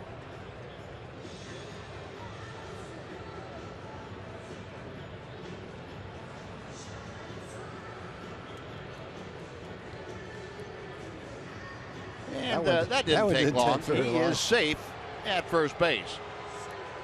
Call is overturned. No, Beltre will be aboard for Mitch Moreland. All right, I'm making a call right here. I haven't been doing that last couple of years, but I feel it right here for Mitch. Do you? Yep. Okay.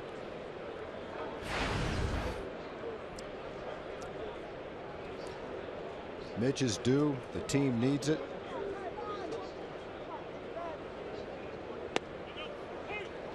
Moreland taking the breaking ball for strike one. That last play, by the way, scored an error on Adam Lind, the first baseman. Took a grand total of 35 seconds to look at that replay. Moreland has struck out and walked today. Well, there was his pitch. That was a good rip at it. 0-2 to Mitch.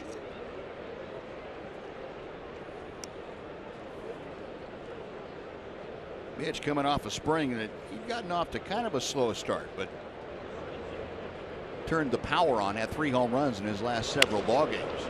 Pulls that one foul. We'll try it again at 0-2. Again, Moreland, 10 home runs against this Seattle club. That's second most against any club that he has. He has 14 against Oakland.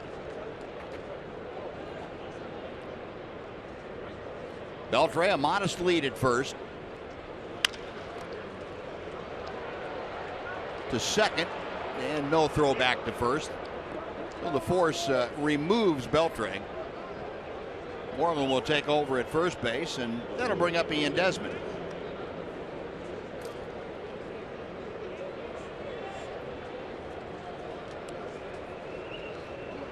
Folks, the Rangers take on the Astros this next Tuesday at April 19th. The first 15,000 fans will receive a Jeff Bannister bobblehead, and that's commemorating the 2015 AL Manager of the Year award, courtesy of AT&T. Get your tickets at TexasRangers.com, and don't forget to wear your red out to the Astros series. We want to red out the ballpark. Well, Taijuan Walker is getting stronger after he's gotten to 90 or 100 pitches. Last couple of fastballs have been 95 miles an hour, and he wasn't throwing that hard earlier in the game. 92, 93 in the first few innings. Kind of like Derek Holland last night, getting warmed up and firing better at the end of the game than at the beginning. Desmond 0 for 2, a fielder's choice, and a strikeout. 1 ball and 2 strikes. 97 with that. He must be feeling all right. This is my last inning. I'm not leaving anything out there. I'm giving it all I've got. Shows you what he had in the tank. Fastest pitch was his last one.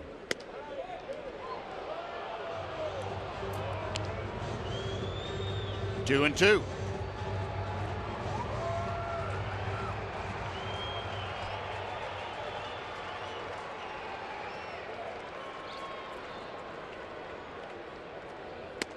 And ball 3 is high.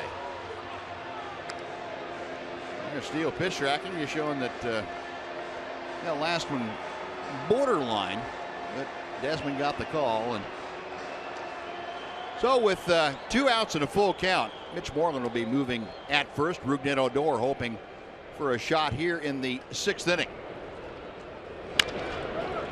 Tapper that Walker flags down, and that'll do it. Rangers leave a runner. They had an error. 1 man left after 5.5. It remains the Mariners 2, the Rangers 1 on Fox Sports Southwest.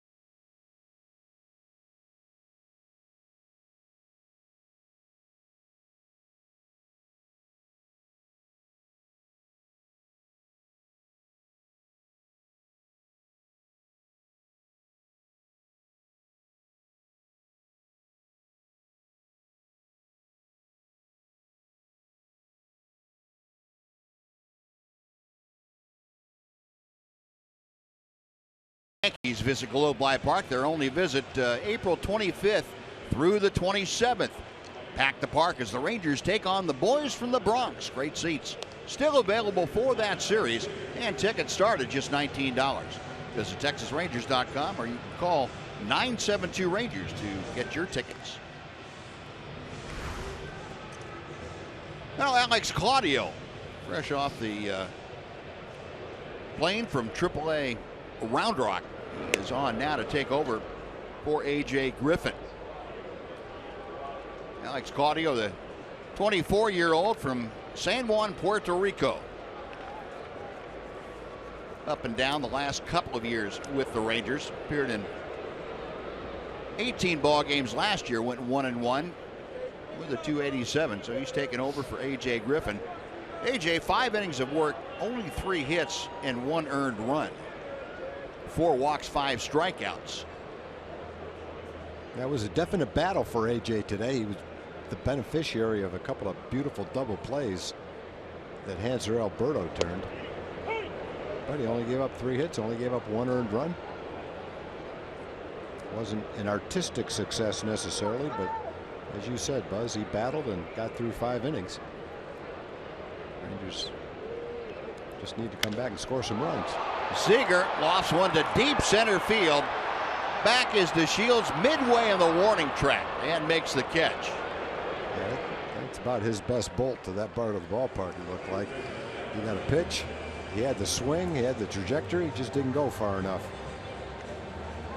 There are a few places it would have gone far enough in, though. This just isn't one of them.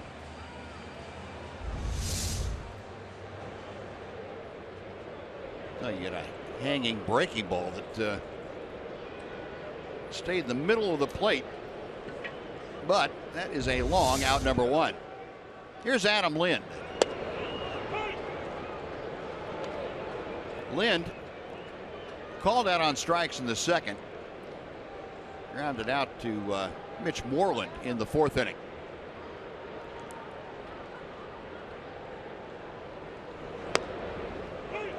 Back-to-back fastballs, 0-2.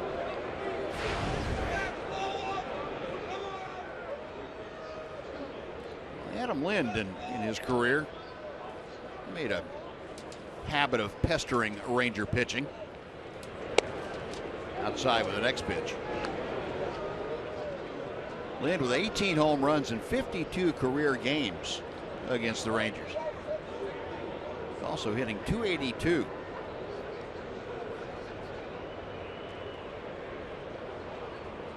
Claudio's 1-2 pitch.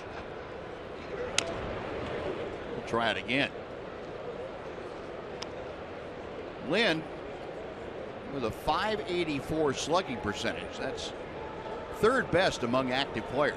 Miguel Cabrera at .624 leads, and Mike Trout just a click over .600.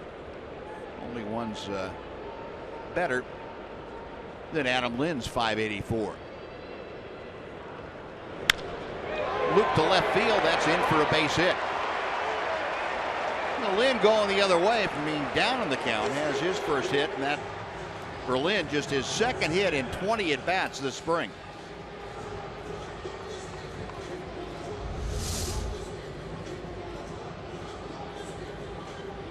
Inside out of that inside fastball, inside corner of the plate. Hasn't been swinging it very well, but before too long he will. Maybe showing some power too. So 1 on, 1 out. Chris Iannetta comes up. Amazing how good a single can feel when you're going bad. Yeah.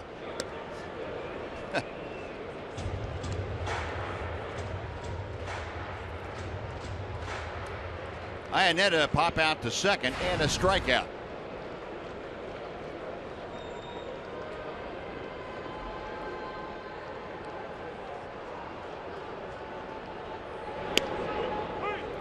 One ball and one strike. And the Rangers have turned a couple of double plays already today. That's 15 for the year. And Odor and Alberto up a double play depth up the middle here.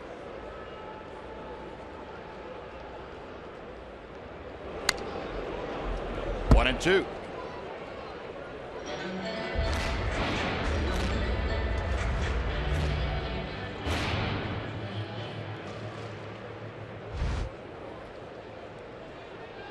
Mariners 2 runs on 4 hits this afternoon. The Rangers 1 run on 5 hits.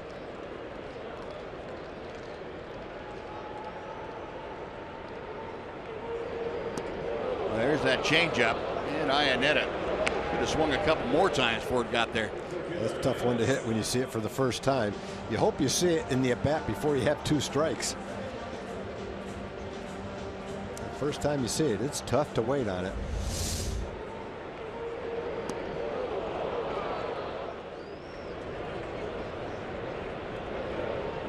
See the radar gun reading, but I would imagine it was in the 30s. It looked like it anyway. I don't think it'll register if it's in the 30s. I think you got to get at least in the 40s. Do you? Yeah. Remember the eraser? I do. Erasmo Ramirez. Erasmo Ramirez. That thing looked like, when he threw it, looked like it stopped several times on the way up there. He could make it get up there slowly. Leonis Martin with a couple of walks today. No official at bats. Well, Leonis has been on the other end watching that changeup as a member of the Rangers. Now he trying to battle it up there at the plate.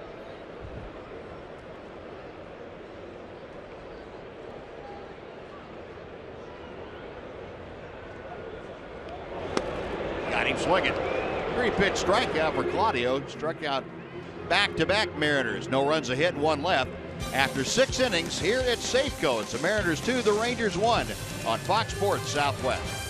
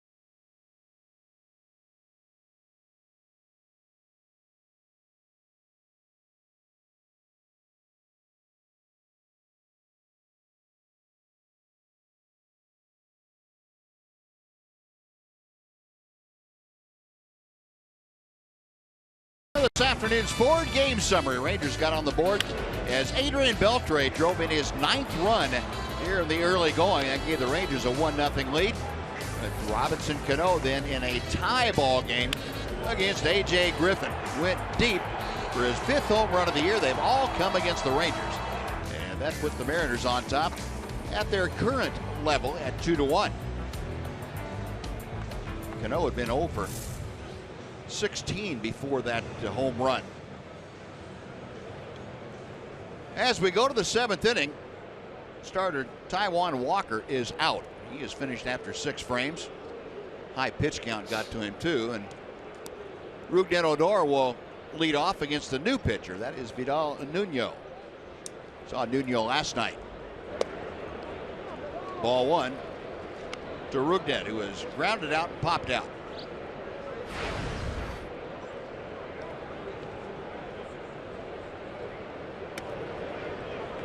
Two and 0 the count. Nuno worked a 9th inning last night, gave up an infield single to Deshields. That was it. Had a couple of strikeouts. And Odor skies one to shallow center field. Long run in for Leonis Martin, but he's there to make the grab for out number 1.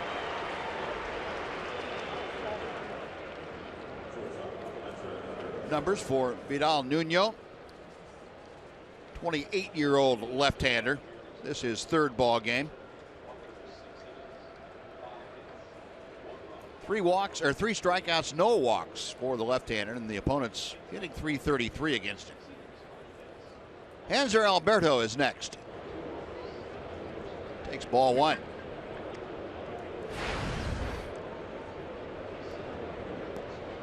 Alberto had his first hit of the year, his first time up today. That was an infield single right down the line that Kyle Seager flagged down, but could not throw him out. This one lined to left, but right at Aoki. 2 gone.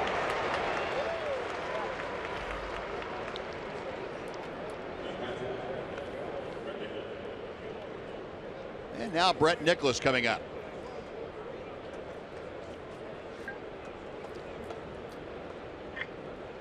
Brett has flied out a couple of times, once into a double play. Remember Brett in his major league debut here night before last. Took an 0 for 2 and then promptly got his first major league hit as he plucked the right center field gap with a double. Yeah, the ball he hit in the 2nd inning looked like it was going to be a double down the right field line. Nelly Cruz was there with a couple of steps to catch it. Ended up a double play. Hanser was doubled up off of first base. A well hit ball by Brett though in the 2nd inning. To right center field. This one hanging up though for Cruz, who moves to his right. And that'll do it. So 3 fly balls. Rangers gone in order. We'll take the 7th inning stretch here in Seattle with the Mariners leading the Rangers 2-1.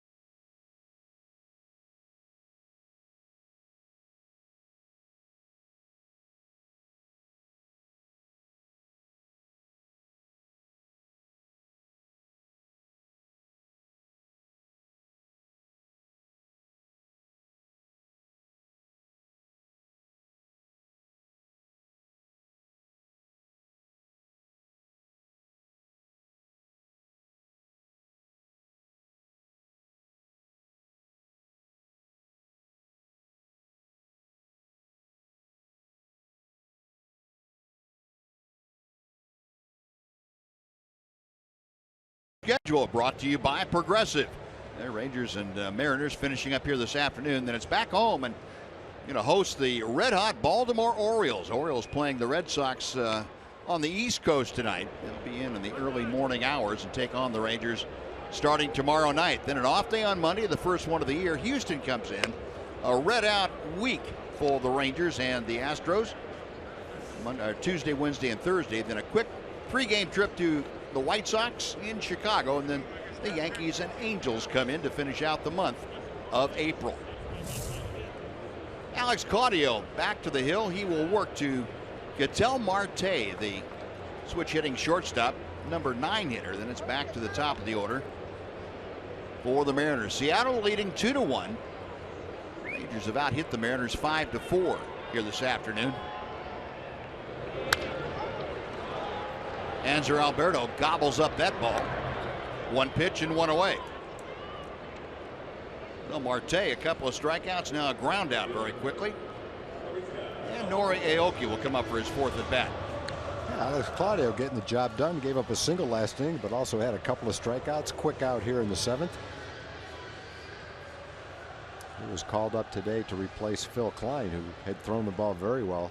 Jeff Bannister, in his meeting with the press before the game, was very complimentary of Phil Klein. Talked about how much improvement he had seen in him with the changeup he's developing, command in the strike zone, and nice things to say, even though they made the switch today. And Alex Claudio's throwing the ball well himself.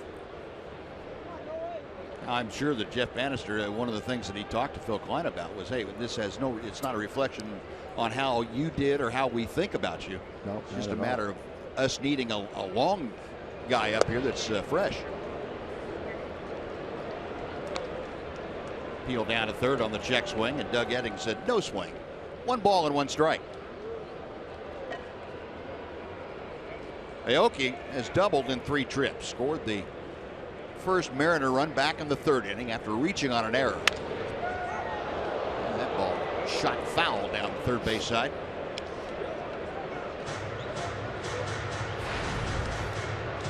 Norichka Aoki, .265 average with 1 RBI.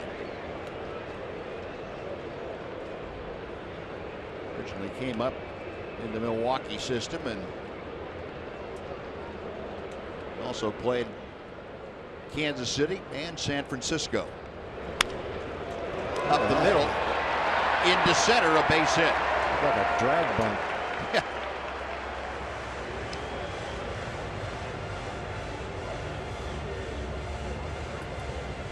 Aoki with a 1-out single is aboard. Seth Smith coming up. And before he does, let's send it back to John Radigan for a Chevy game break.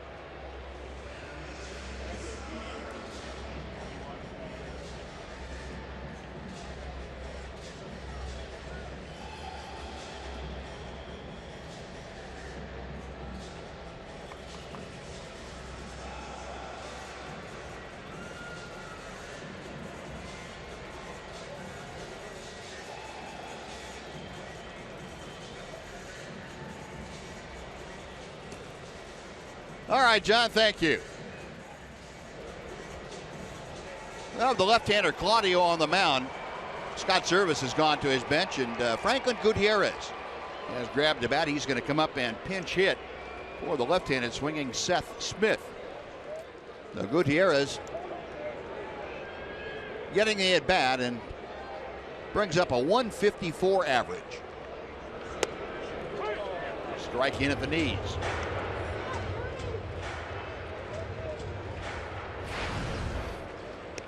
Gutierrez on base percentage of about 200 points higher than his batting average. He has drawn some walks, been hit by a pitch once. Claudio with that good move to first, and Aoki not straying far from the bag.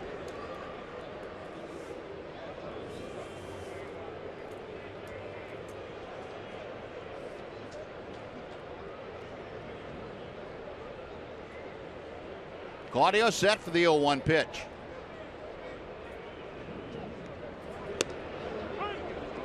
Nothing in 2.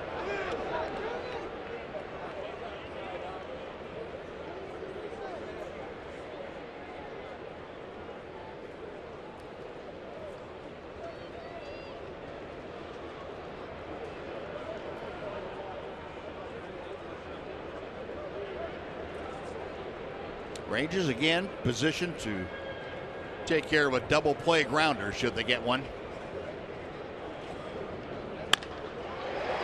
Through the hole, a base hit. Claudio trying to get inside with that 0-2 pitch, and Gutierrez would not let him get there. Back-to-back base hits with one out. Robinson Cano now will come to the plate.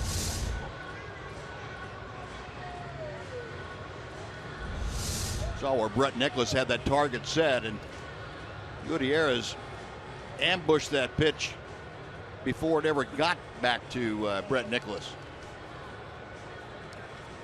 Doug Brocail now very quickly going out to the mound. He wants to talk to Alex Claudio and Brett Nicholas, make sure that the signs are straight on what they want to do with Cano. Robinson Cano had that home run his last time up. Folks, a reminder that Saturday it's an MLB on FS1 doubleheader. The Blue Jays take on the Red Sox. Then it's an NL East battle between the Braves and the Marlins that you can only see on FS1. It all starts Saturday at 2:30 on FS1, or watch it live on Fox Sports Go.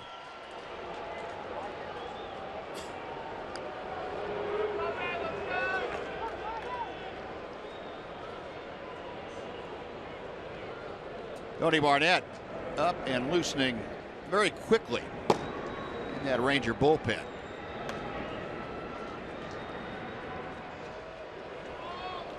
Barnett, no doubt, trying to get ready in case Nelson Cruz comes up in a situation in this inning. First pitch to Cano is outside for ball one.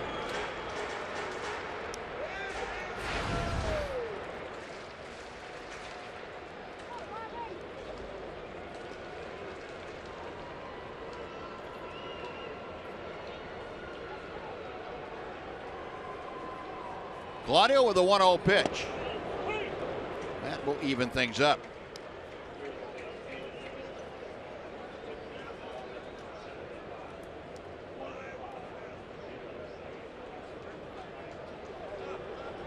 I think you might have heard the public address announcer. 15,075 on hand here this afternoon.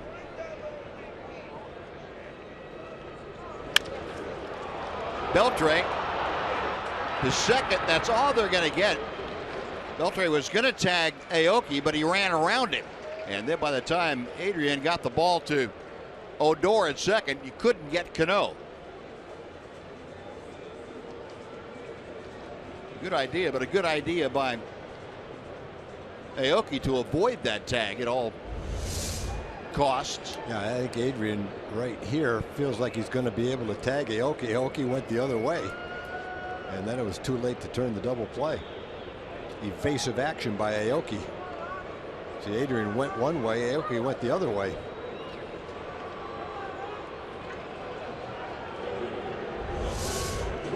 Not sure what they were looking at. The slide into second base, maybe. Whether Aoki, I don't think Aoki was out of the baseline. He just went, Adrian went in and Aoki went out. Yeah, and you have to go out of the baseline, you have to be avoiding a tag, and I don't think Adrian ever made an attempt to tag him. No, the gap was because they each went in a different direction. Right. Well, that's going to do it for Alex Claudio. Tony Barnett was indeed ready, or able to get ready in time, so he'll be brought in to face Nelson Cruz with runners at the corners and 2 outs here in the 7th inning. Mariners still leading 2-1. We'll take a timeout. We're back to Safeco right after this on Fox Sports Southwest.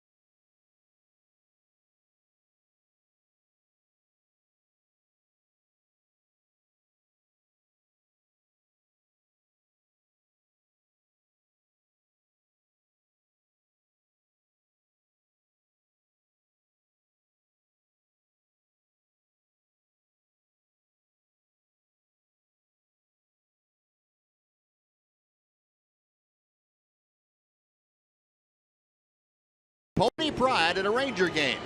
Get discounted tickets for tomorrow's game against the Orioles, and the first 1,000 fans with SMU ticket at the ballpark get a free Rangers cap in SMU colors. Go to TexasRangers.com/SMU for details. Well, Tony Barnett, the 32-year-old rookie right-hander, on now, and kind of a tough predicament. Runners at first and third, 2 outs, having to face Nelson Cruz, but at least this time Tony has a base open. The last 2 times he's come into a ball game, the base has been full. And he's been able to work around those situations by allowing just one runner to score. And he's got a tough guy here in Nelly Cruz, who is 0 for 2 today with a walk. Strike 1. Cruz walked in the first inning, struck out, but reached on a pass ball in the third. Last time up, hit a foul pop-up to Adrian Beltre.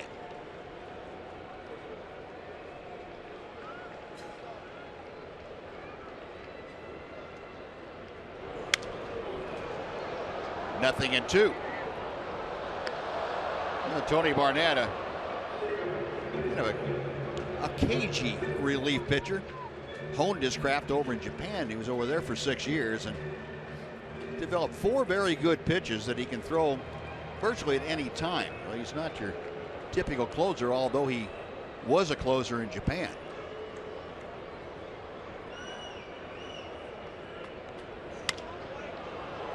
And that will slice down out of play down the right side. Still nothing in 2. That's a big out for Tony to get right here. It's a close game, 2-1 game. Rangers having a hard time pushing a run across, so you don't want to give him another run. Got a dangerous guy at the plate. They're heading the count, no balls and 2 strikes. Get Tony to make a pitch and get him out. Saw Aoki over at third and Cano at first. Cruz waiting.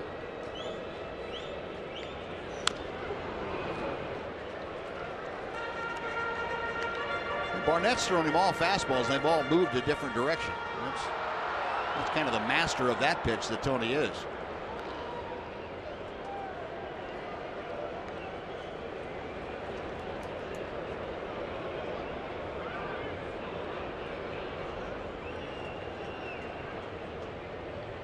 Another 0-2.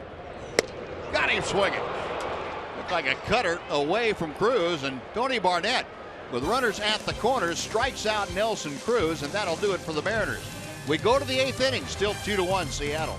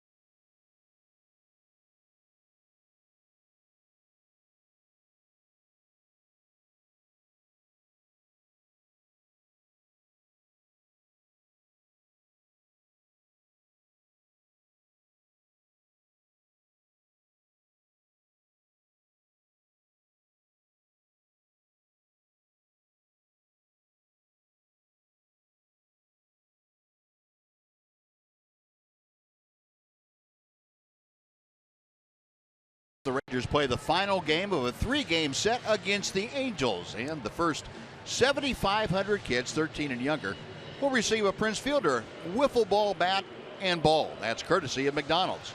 Get your tickets at TexasRangers.com, or you can call 972 Rangers if you prefer. Get a Prince Fielder Wiffle ball set. Now we go to the 8th inning. Joel Peralta has come out of the bullpen for the Mariners to work to the Rangers. He'll face the top of the order here in the 8th inning. Deshields, Mazzara, and Fielder.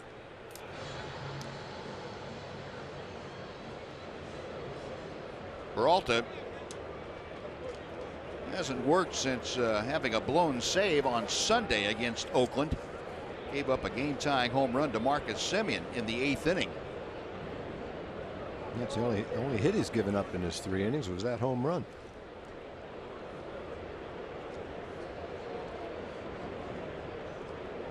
Here's Deshields, who is 2 for 3, a pair of singles.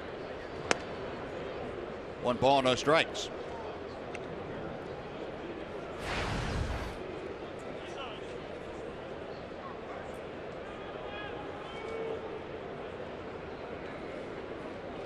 No, Delino now has that average up in the mid 200s.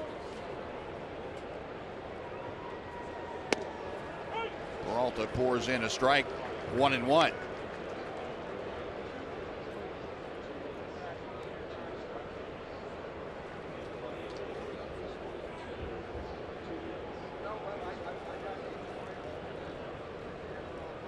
Veteran right-hander on the hill. A drive to left field and hit well. Going back, Aoki at the wall. Goodbye. Wow. Delino Deshields, his first home run of the year, ties this ball game, and he gets to Peralta one more time. Peralta gave one up to Marcus Semien of the A's to tie the ball game on Sunday, and Delino Deshields says, fine, I'll do the same thing for the Rangers. 2-2 the score. Well, Delino was thinking about bunting early in the count. At least he looked at one and feigned like he was going to bunt. Look like a hanging breaking ball. Top of the strike zone, hanging curveball. That's the kind of pitch that Delino can get out in front of. Got it up in the air. Short, quick stroke. Skimmed the top of the wall. Tied the ball game. How about that? And on the next pitch, Nomar Mazar hits a towering foul pop. Kyle Seager makes the catch for out number 1. See how far that one got out by. Right over the top of the wall. How about that?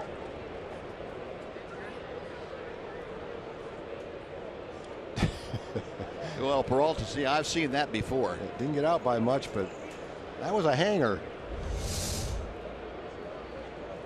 No, a brand new ball game now. 2 runs on 6 hits for each club. Here's Prince Fielder. Prince 1 for 3.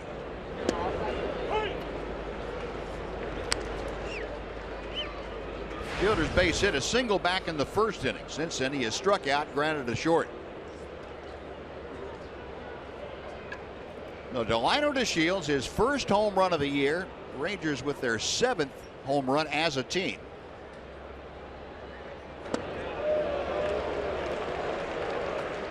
Nothing at 2 to Prince.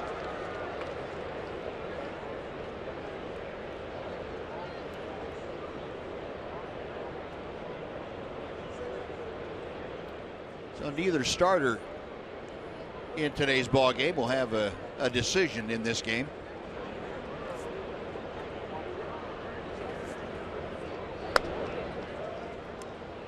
One and 2.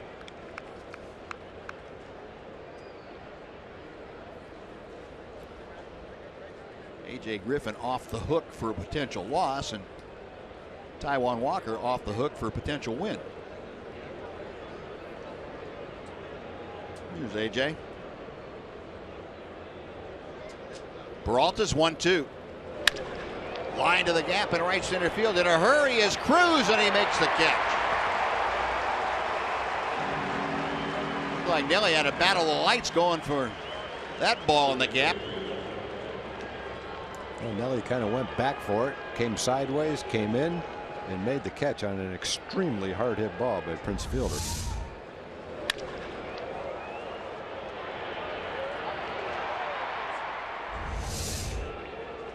No, 2 away. Adrian Beltre now will step up. Beltre 1 for 3, an RBI single in the 3rd inning.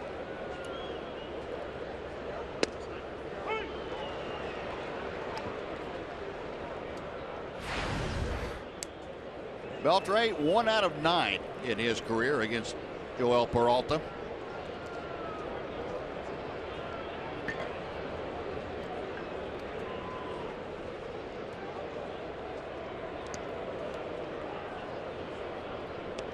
A ball and a strike. No, Jake Diekman now starting to get loose in that Ranger bullpen. All of a sudden, this ball game is tied, and Rangers showing some comeback life.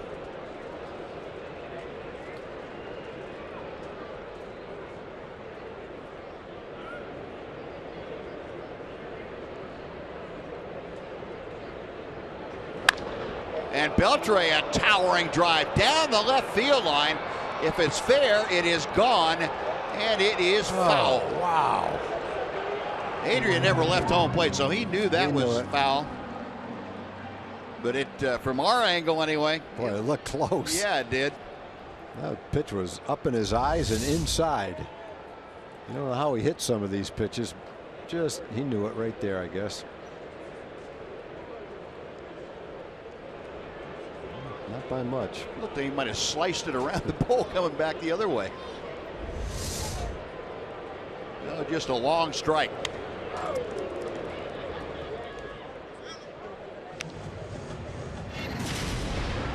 Yeah, last night, Beltre decided to go a different route. It'd be something to have those 2 home runs on those pitches. A slider inside and low, and a fastball inside and high. Almost hit them both out.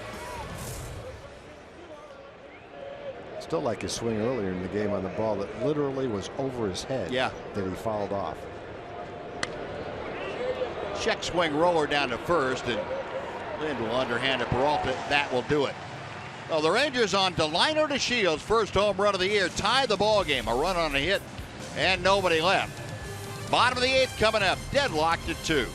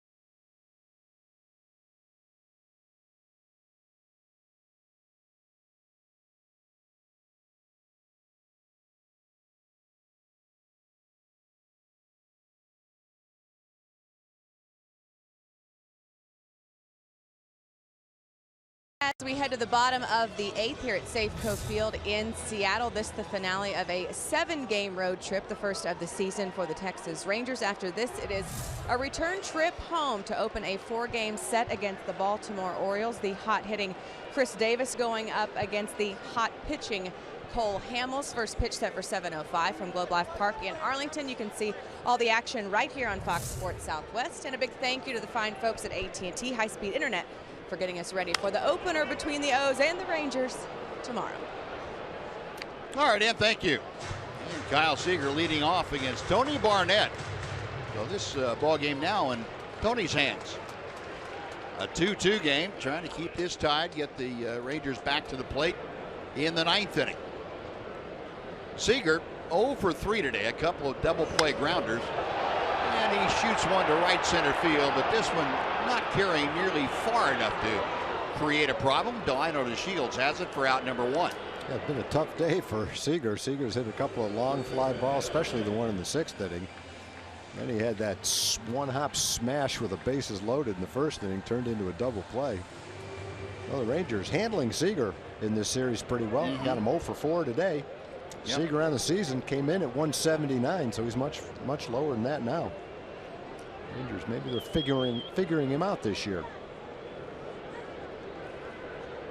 Well, here's Adam Lind, who singled his last time up. 1 for 3 this afternoon. 1 ball, no strikes.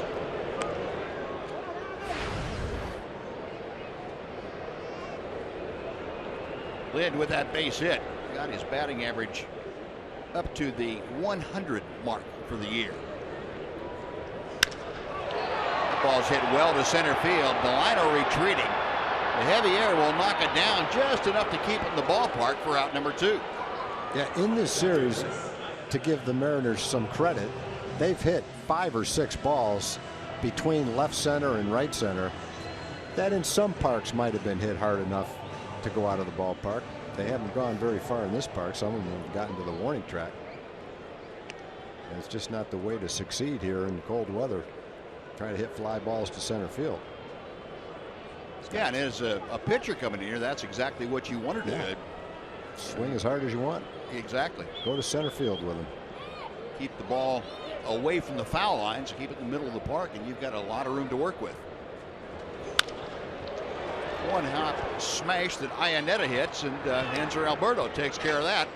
So 2 fly balls and a ground down, and Tony Barnett has a 1-2-3 inning. We're moving on to inning number 9. Rangers and Mariners deadlocked at 2.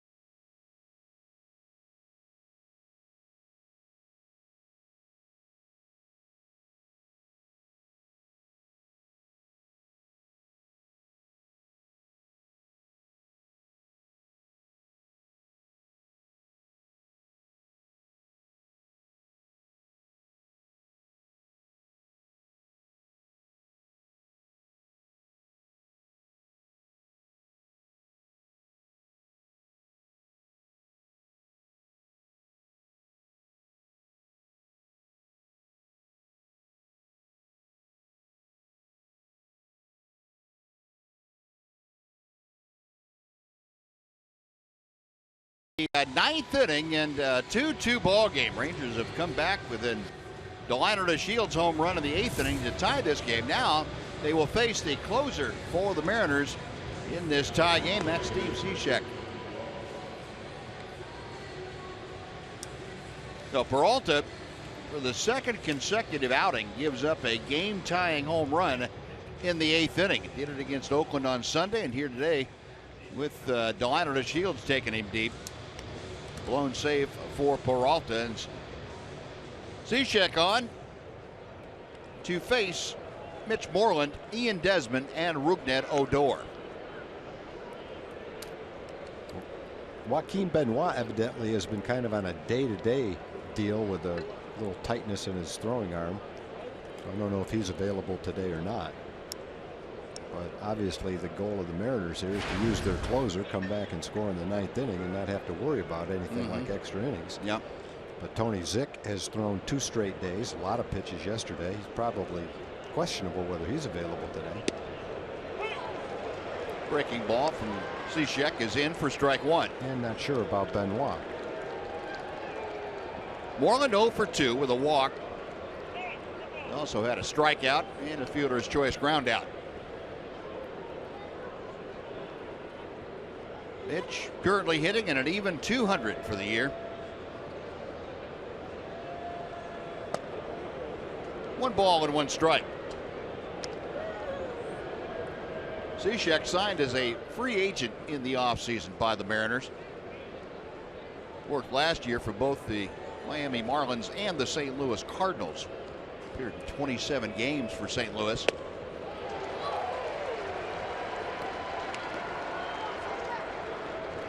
He was Miami's closer the last part of 2012, and then in 2013 and 14.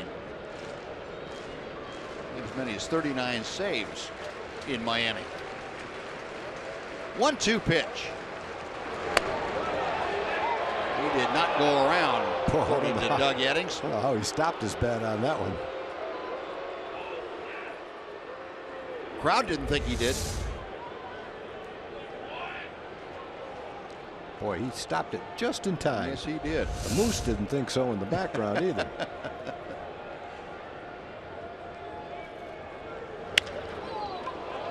Drive to center. Martin back right in front of the wall and makes the catch. So had several drives to the warning track in right center, left center. Come up just a little bit short. And Mitch finds that to be the case for out number 1. And Mitch hit that one good, well, but not as well as he's capable of hitting one. Otherwise, even the center field in this park wouldn't have held it.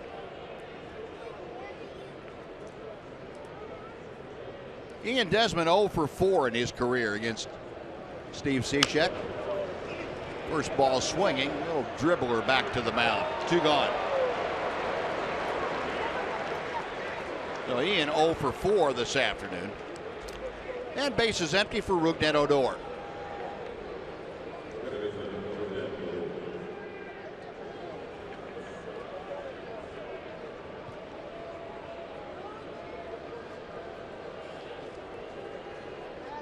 Odor 0 for 3.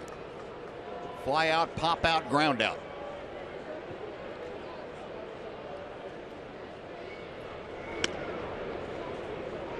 One ball and no strikes.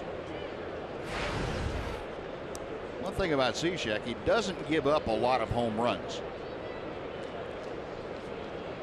14 in 313 big league innings. And he's pretty stingy with the long ball.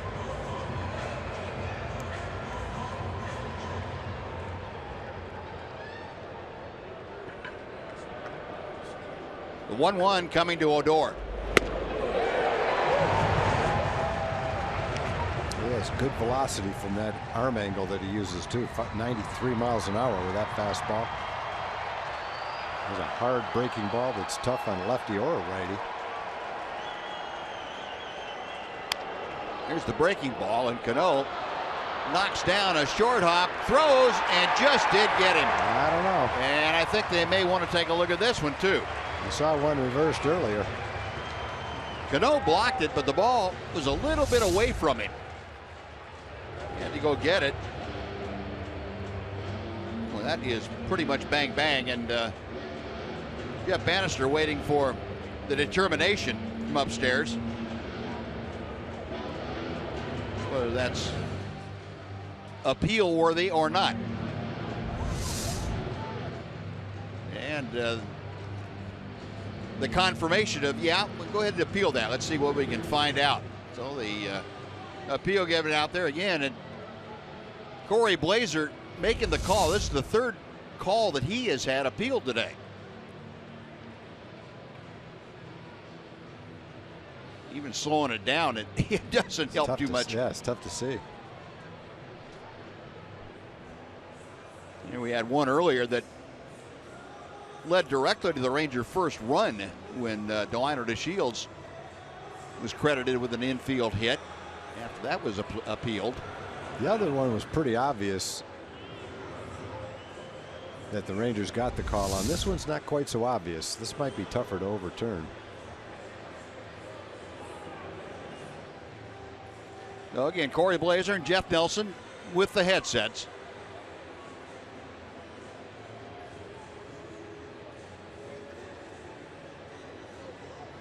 You know, impacting the back of the glove about the time the foot hit the bag. It's kind of like the one the Mariners had earlier.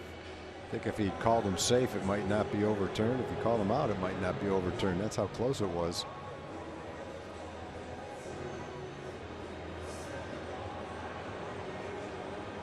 Yeah, the first review on the Deshields play took 3 minutes and 48 seconds. The second review took 35 seconds. The one person that knows whether he's out or safe better than the replay is the runner, because you know exactly when the guy caught it. You can hear it, and you know when your foot hit the bag. No one knows better than the runner. Thing is, the runner always thinks he's safe. I don't know what he thinks in the back of his mind. That might be different, but he's always going to come up saying safe. Chances are, if Rubned feels like he's safe right there, that ball and his foot hit the bag at the same time. He's hoping to influence the call of the umpire, but it doesn't matter quite as much anymore because you can always go to replay for the final say. It's another close one, though, because it's taken a while for them to look at it and decide, just like the one with Delino. Not so sure that it can be overturned, although it sure looked like it was a tie. You know, the search for clear and convincing evidence to overturn the out call. We'll see if they come up with that. The longer they wait, the less you think that it's probably going to be overturned. Replay command center back in New York taking a close eyeball on this play. And he is out. So the call will stand at first base. Odor is out. Rangers gone in the ninth. 3 up and 3 down. Bottom of the ninth coming up. It's the Rangers 2 and the Mariners 2.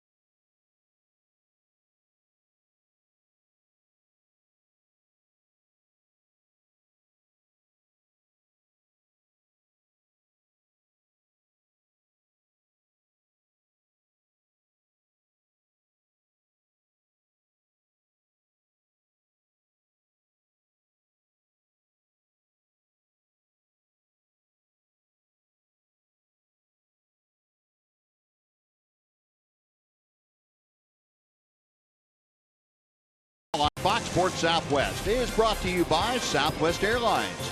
Transparency, low fares, nothing to hide. By AT&T high-speed internet. Get a deal worth talking about. Get high-speed internet from AT&T. And by your Texas Ford dealers. Visit your local Texas Ford dealer today for incredible deals and see why Ford is the best in Texas. A 2-2 ball game, and Tony Barnett out there dealing to Leonis Martin to start off the bottom of the ninth inning. Runs and hits are even. 2 runs, 6 hits for each ball club. Leonis Martin is 0 for 1, having struck out and walked twice. Tony Barnett has retired all 4 hitters he has faced to this point.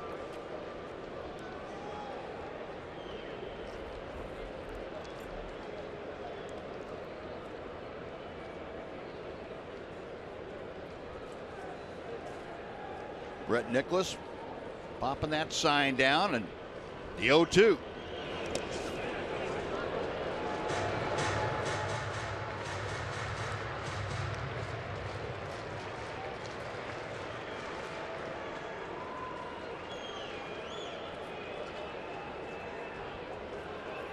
Jonas Martin 0 for 3 in last night's game. He's riding an 0 for 4 now as he faces Barnett. Still a ball and 2 strikes. Jonas, of course, a Ranger from 2011 through last year. Played 429 career games in a Texas uniform.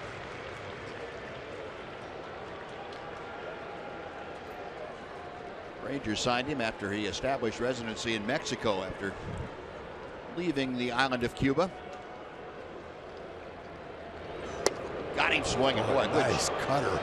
Good sharp cutter down and in. Yeah, I agree with you. Strikeout number 2 for Barnett. Good location for Tony today. He's made some really good pitches, including this. Unhittable location. Tough to lay off, too, for a hitter like Martin, who's not really a disciplined hitter, even though he's walked a couple of times today. Well, 1 out now, and Barnett will face Ketel Marte, the shortstop. Marte has struck out twice and grounded to his counterpart.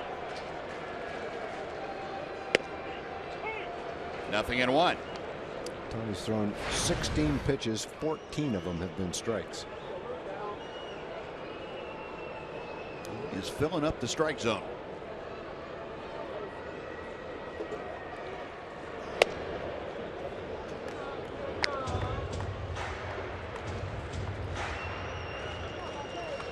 Ketel Marte now with the 0 for 3.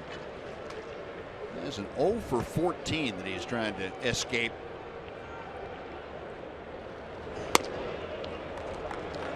Two and 1.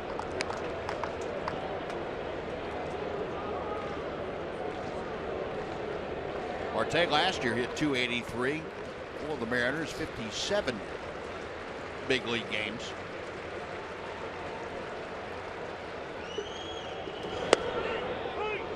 Two and 2.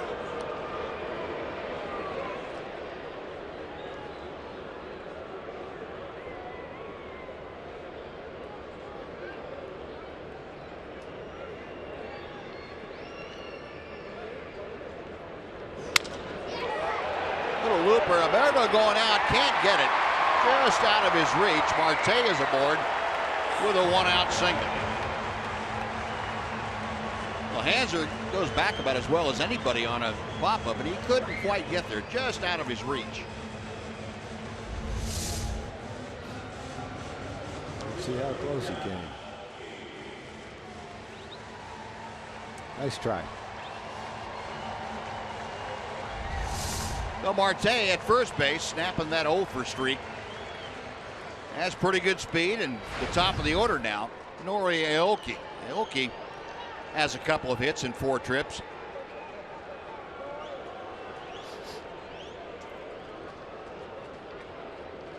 Rangers, as we mentioned earlier, have already turned a couple of double plays. Wouldn't be a bad time for their 3rd one right here. Good breaking ball for strike 1.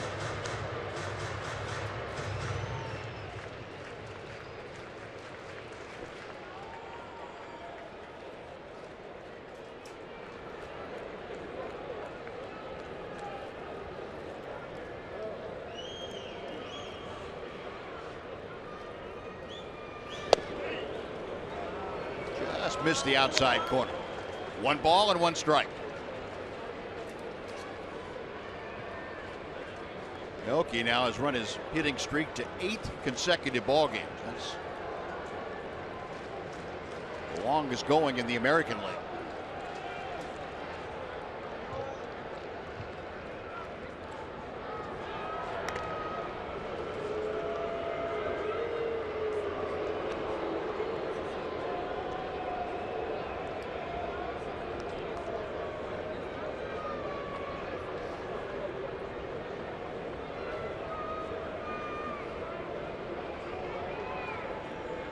Barnett a check of the runner.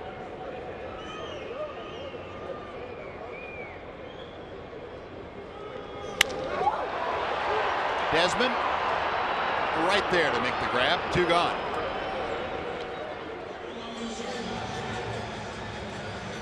Rockies hits the balls hard today. He's been hitting little dribblers off the handle for the most part, but today he hit a solid double to right.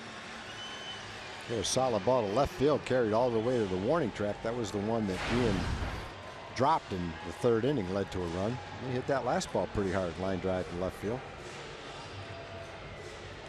Now Franklin Gutierrez now will step in. His second at bat came on as a pinch hitter for Seth Smith in that DH spot back in the 7th inning and singled on an 0-2 pitch.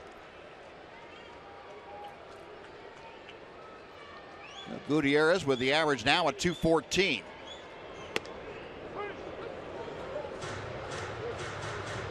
Oh and 1.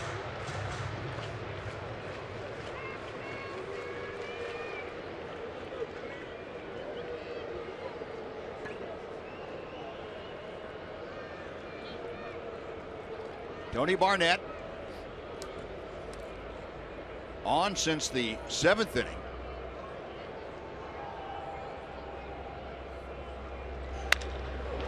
Off the end of the bat, Alberto, a little backhand flip for the out at second base, and we're going to go to extra baseball. No runs on a hit, 1 left. 10th inning coming up from Seattle. 2-2 the score.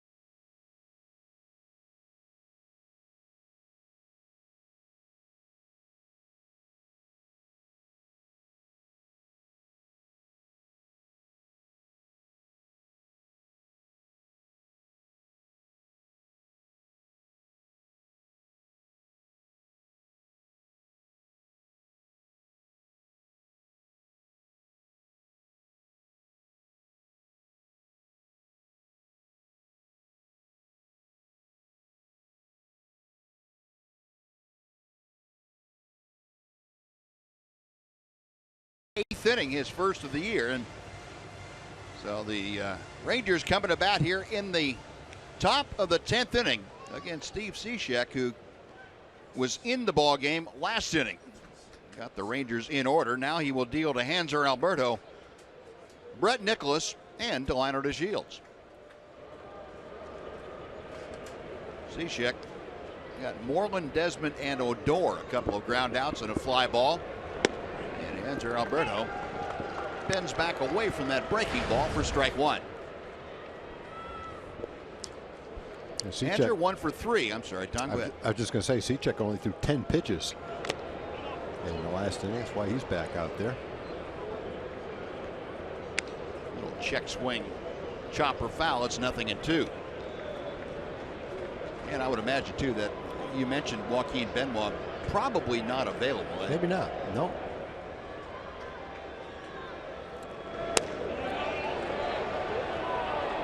The appeal down to first, and he did check his swing, says Corey Blazer. 1-2.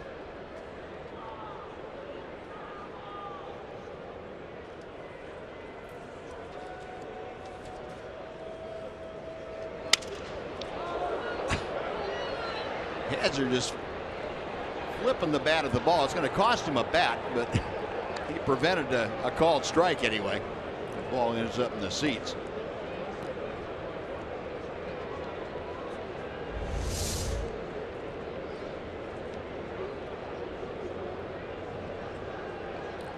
Mariners have an off day tomorrow, so if Cechek has to throw a few extra pitches, won't matter. He'll be ready for the game after that. And gone on strikes. Andrew Alberto as Cechek came back with a fastball. 1 out.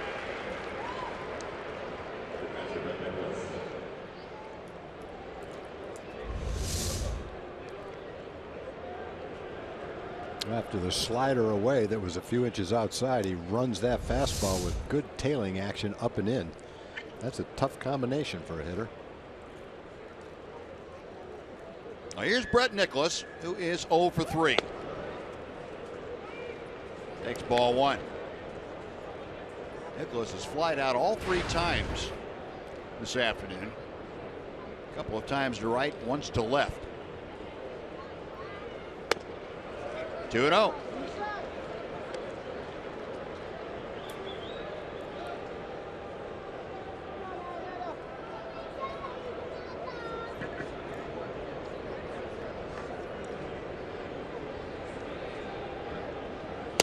Now ball 3.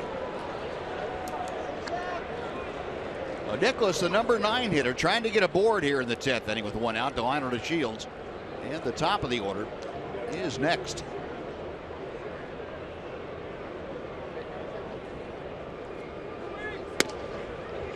Three and 1.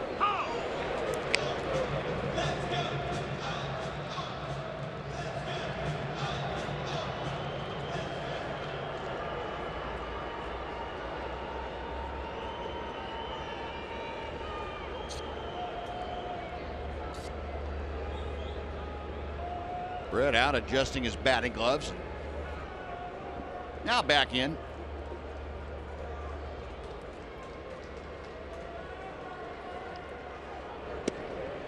Breaking ball, and that is over. Full count.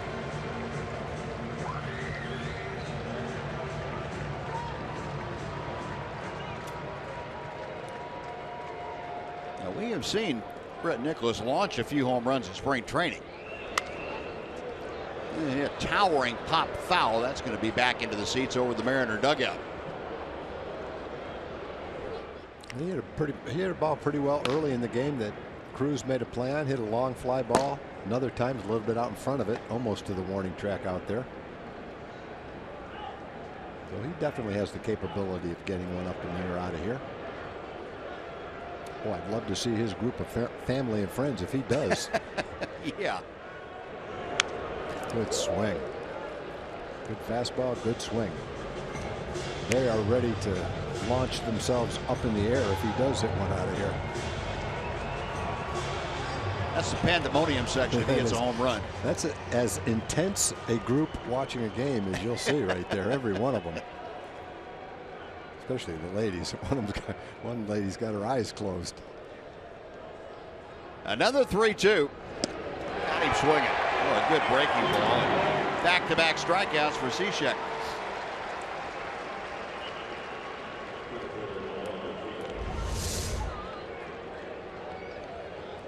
Yep, tough pitch with good location with it.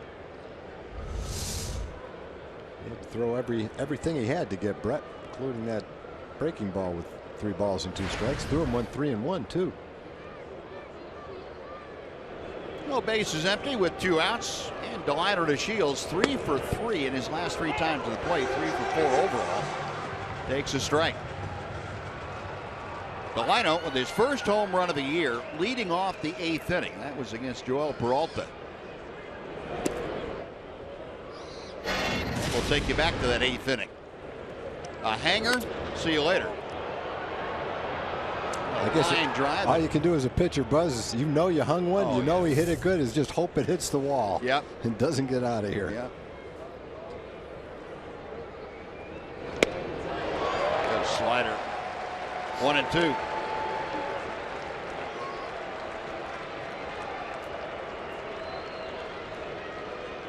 Cechek, a 29-year-old out of Falmouth, Massachusetts.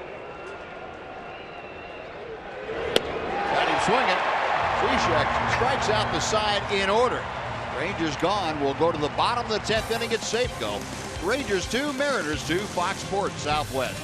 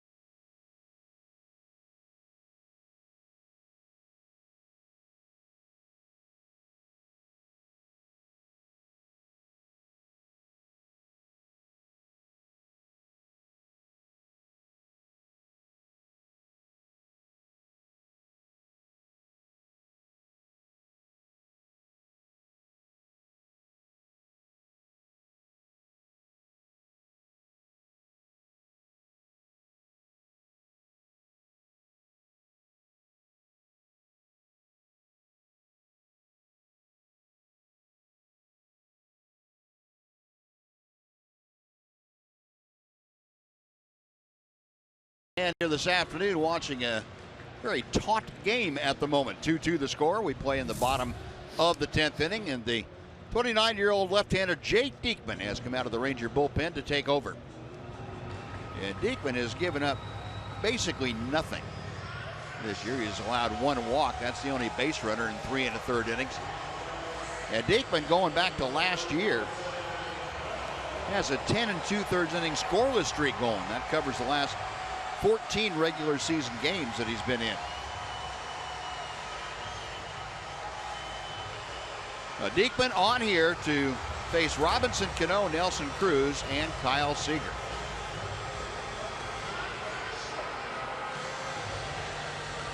Nice job by Tony Barnett this afternoon. Yeah, it was his best outing as a Ranger for sure. Looked good. 2 1/3 innings, just one base hit, a couple of strikeouts. And Jake Diekman will see if we can't get this to the 11th inning. The Ranger bullpen, after that drubbing that the Mariners gave them in Arlington in the opening series, really responded well. Just 3 runs in the last 21 innings of work. Cano tied this ball game with his 5th home run of the year in the 5th inning. Takes a strike, and it's 1-1.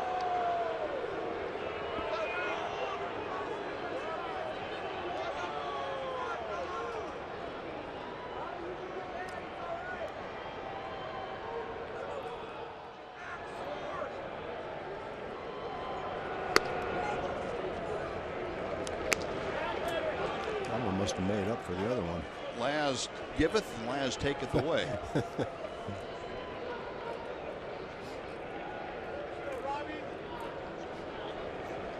Now Diekman with a 2-1. Broken bat, looper to right. Mazzara coming on, still coming on. And Nomar able to make the catch. Those long strides of his covers a lot of ground. 1 out. Jake got that 94-mile-an-hour fastball in on the fists of Cano. Cano's home run in the 5th inning was the second Mariner run. That was a fastball up and in, borderline strike. That one was from A.J. Griffin. But this one ran in on his fist, had the swing for it, but didn't hit the right part of the bat. Nomar comes in and makes the catch. Well, 1 away. Now here's Nelly Cruz. Up the middle, look out, off the glove of Odor into center field. You will not see a ball hit any harder than that. No, he's hit a couple of them in this series like that haven't been home runs. I'd love to see the speed of that one off the bat. That's a tough error. Yeah, they're going to give Rougned Odor an error on that. I'll guarantee you the official scorer has never been anywhere around a ball hit that hard. Not many people have unless you've been in a big league game. That thing was a rocket. That's when you go after and you just stick your glove down off to the side and hope it goes in. I'm not getting in front of that thing. Olay. No, the winning run aboard with 1 out. Here's Kyle Seager. And he takes a strike at the knees. Seager 0 for 4 this afternoon. He has grounded into a double play twice. 0 for 3 against Diekman. In the dirt, nice stop by Brett Nichols. That ball bounding well out in front of Brett. Beautiful job. Second or third one just like that today, where he's gone down on his knees, put his glove down, not tried to catch it, just waited for it to hit the chest protector and bounce back down. Off the end of the bat, Beltre goes to second for 1. That's all they will get on the sliding Cruz. Fooled me. I thought he was going to first. I did too. Got the lead runner though. Big out. Well, that keeps the winning run over at first base. There are 2 outs now. And Adam Lynn, the scheduled hitter, will be replaced by Dae-Ho Lee.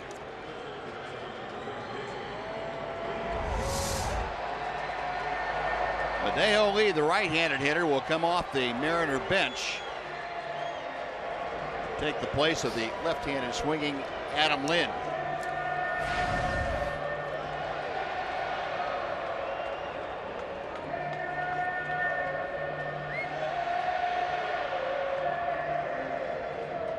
Lee, a 167 average with a home run and an RBI.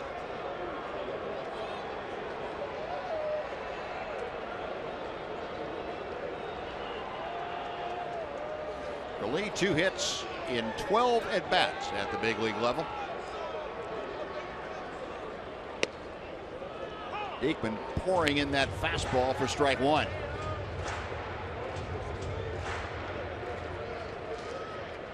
Lee started last night against Derek Holland.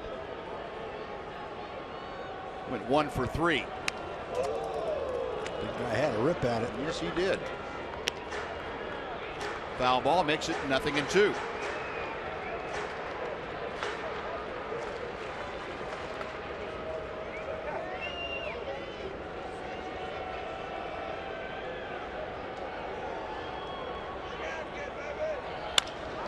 A drive to left field. Desmond at the wall. This game is over.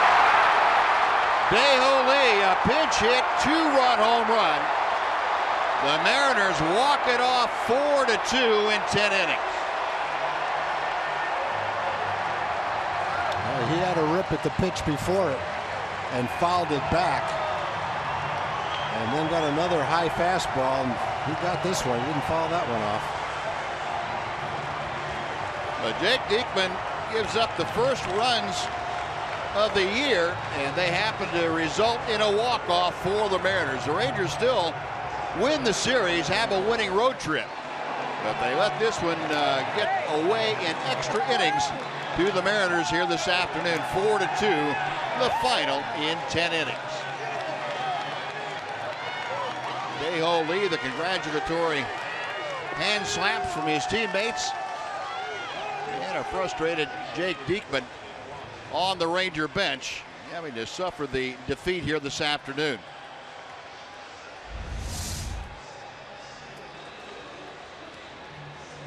Both were high fastballs. 0-2 pitch. The one before it, he had a good swing at it and fouled it off. And he got the same pitch, same swing, only that time he centered it. He didn't foul that one off. That's what he's trying to do up there. You could see the leg kick and the swing. He's got some power. And you said every time you watched him, Tommy, a good fastball hitter. Yeah. He has a hack at that fastball, Yep. and he got one that he could turn around and did just that. Yep. Launched it out of the ballpark. So Dae-Ho Lee and the Mariners avoid the sweep at the hands of the Rangers. 4-2 the final in 10 innings. We'll come back to Safeco Field and wrap it up for you right after this on Fox Sports Southwest.